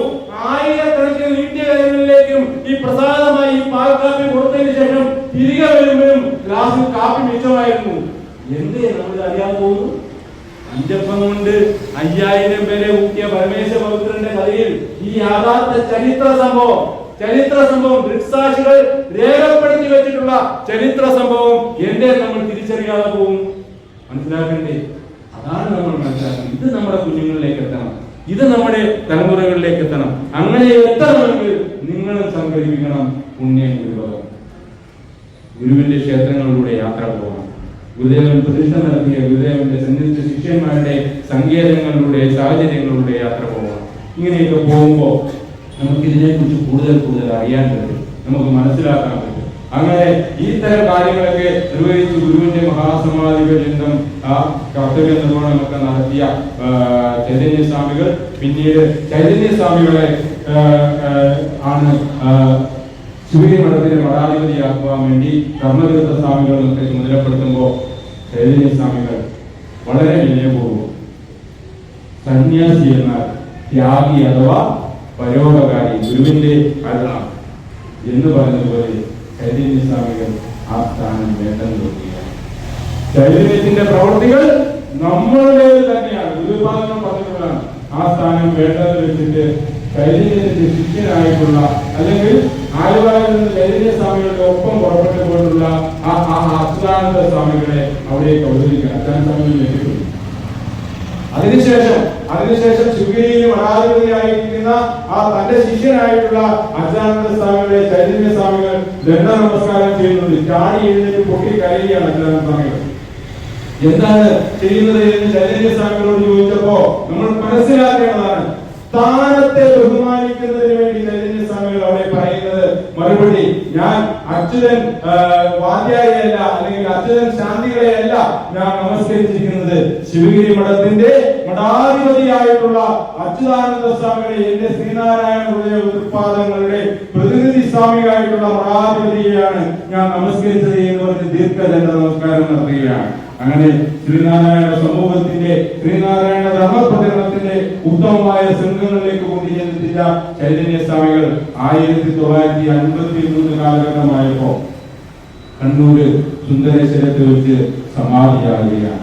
കണ്ണൂർ സുന്ദരേശ്വരത്തിൽ വെച്ച് ചൈതന്യ സ്വാമികളുടെ സമാധി സ്മൃതിമണ്ഡപം മുഖ്യമന്ത്രി ഡിസംബർ മാസം 2-ാം തീയതിയാണ്. 1877 ജനിച്ച ചൈതന്യ സ്വാമികൾ 1953 ഡിസംബർ മാസം 2-ാം തീയതിയോടുകൂടി സമാധി നിർവ്വാണമായി അടയുന്നു. അതിനുശേഷം എല്ലാ ഡിസംബറിലും അവിടെ ചൈതന്യ സ്വാമികൾക്കായിട്ടുള്ള പ്രത്യേകമായിട്ടുള്ള പൂജകളും അവിടെ പ്രത്യേകമായിട്ടുള്ള ഒരു പൂജാ ചടങ്ങുകളും ചടങ്ങുകളെല്ലാം നടക്കുന്നുണ്ട്. മോക്ഷദൈവ പ്രാർത്ഥനകൾ അടക്കമുള്ള എല്ലാ കാര്യങ്ങളും ചൈതന്യ സ്വാമികളുടെ സമാധിയോടനുബന്ധിച്ച് എല്ലാം നടക്കുന്നുണ്ട്. നമ്മൾ ഗുരുവിന്റെ സന്യാസ ശിഷ്യന്മാരിൽ ശ്രേഷ്ഠനായിട്ടുള്ള സർവശ്രേഷ്ഠനായിട്ടുള്ള ബ്രഹ്മശ്രീ ചൈതന്യ സ്വാമികളെ കുറിച്ചുള്ള ഒരു പഠനമാണ് ഈ സമയത്തിനുള്ളിൽ നമ്മൾ നടത്തിയത്. നിങ്ങൾക്ക് ഓരോരോ സ്വാമിമാരെ കുറിച്ചും ഗുരുവിന്റെ സന്യസ്ത ഗൃഹസ്ഥ ശിഷ്യന്മാരെ കുറിച്ചും ഒക്കെ മനസ്സിലാക്കി കഴിയുമ്പോഴാണ് ഗുരുവിന്റെ ചരിതം ഇവരിലൂടെ എങ്ങനെയായിരുന്നു നമ്മളിലേക്ക് അനുഭവിക്കാനായിട്ട് യോഗ്യമായത്, നമ്മൾ പ്രാപ്തമായത് എന്ന് മനസ്സിലാകുന്നത്. നമ്മൾക്ക് നമ്മുടെ കുട്ടികളിലേക്ക് പകർന്നുകൊണ്ട് ഇവിടെ വന്നിട്ടുള്ള അമ്മമാരാണ് ധാരാളമായിട്ട് വെളിയിലേക്ക് മാതാപിതാക്കളൊക്കെ ഇരിപ്പുണ്ട്. കേട്ടവരൊക്കെ ഇത് അവരുടെ ജീവിതത്തിലേക്ക്, ശ്രീനാരായണ സബിതത്തിലേക്ക് ഓരോരുത്തരും എങ്ങനെയാണ് ചെന്നുപെട്ടത് എന്നുള്ള തിരിച്ചറിയുന്നതിന്റെ ഒരു ബോധമായി കണക്കാക്കിക്കൊണ്ട് നമ്മൾ എങ്ങനെയാണ് ഗുരുവിനെ വിശ്വസിച്ച് പ്രാർത്ഥിക്കേണ്ടത് എന്നുള്ള തിരിച്ചറിവ് നമ്മുടെ മനസ്സിലേക്ക് ഉൾക്കൊള്ളേണ്ടത് എന്ന് തിരിച്ചറിഞ്ഞുകൊണ്ട് ഗുരുസബിതത്തിലേക്ക് ഈ മിഥുനമാസത്തിലെ ചതയപൂജയും നമുക്ക് സമർപ്പിക്കാം. ബഹുമാനപ്പെട്ട പാപ്പാളി അച്ഛൻ വളരെ സ്നേഹപൂർവമായിട്ട് ഇത്തരം ധർമ്മപ്രചാരങ്ങളെ പ്രോത്സാഹിപ്പിക്കും. കൂടുതൽ പ്രായം ഉണ്ടാകുമെന്നാണ് ഞാൻ കരുതുന്നത്. ഏകദേശം നന്നേ ചെറുപ്പത്തിൽ തന്നെ ഈ പറയുന്ന ഗുരുവിന്റെയൊക്കെ സമിതത്തിന് ആ കാലഘട്ടത്തിലൊക്കെ ആയിരുന്നു ജനിച്ചിരുന്നെങ്കിൽ ഈ പാപ്പാളിയത്തിന്റെ പേരിന്റെ അവസാനം ഒരു സ്വാമിയിൽ നമ്മൾ ചിലപ്പോൾ ചേർത്ത് പോയി. അത്രയും യോഗസിദ്ധി അല്ലെങ്കിൽ അത്രയും ഇതുള്ള ഒരു ദിവ്യമായിട്ടുള്ള ഒരു എന്താണ് പറയുക, ഒരു സ്നേഹം ആളുകളോട് സംഭവിക്കുന്ന മനുഷ്യനാണ്. ഇത്രയും നേരം എന്നെ ശ്രമിച്ച നിങ്ങൾക്ക് എല്ലാവർക്കും അതിന്റെ ഭാഷയിൽ കോട്ടയം ശ്രീനാരായണ ധർമ്മഘടന കേന്ദ്രത്തിന്റെ നന്ദിയും സ്നേഹവും അറിയിച്ചുകൊണ്ട് നിങ്ങൾക്ക് എല്ലാവർക്കും ഗുരുദേവ അനുഗ്രഹം ജ്യേഷ്ഠമായി സംഭവിക്കട്ടെ, കണിച്ചുകുളങ്ങര അമ്മയുടെ അനുഗ്രഹം ജ്യേഷ്ഠമായി ലഭിക്കട്ടെ എന്ന് ആത്മാർത്ഥമായി പ്രാർത്ഥിച്ചുകൊണ്ട് എന്റെ വാക്കുകൾ കണിച്ചുകുളങ്ങര അമ്മയുടെയും ഗുരുദേവ വാഴ്ത്തുകൾ സമർപ്പിച്ചുകൊണ്ട് നിർത്തുന്നു.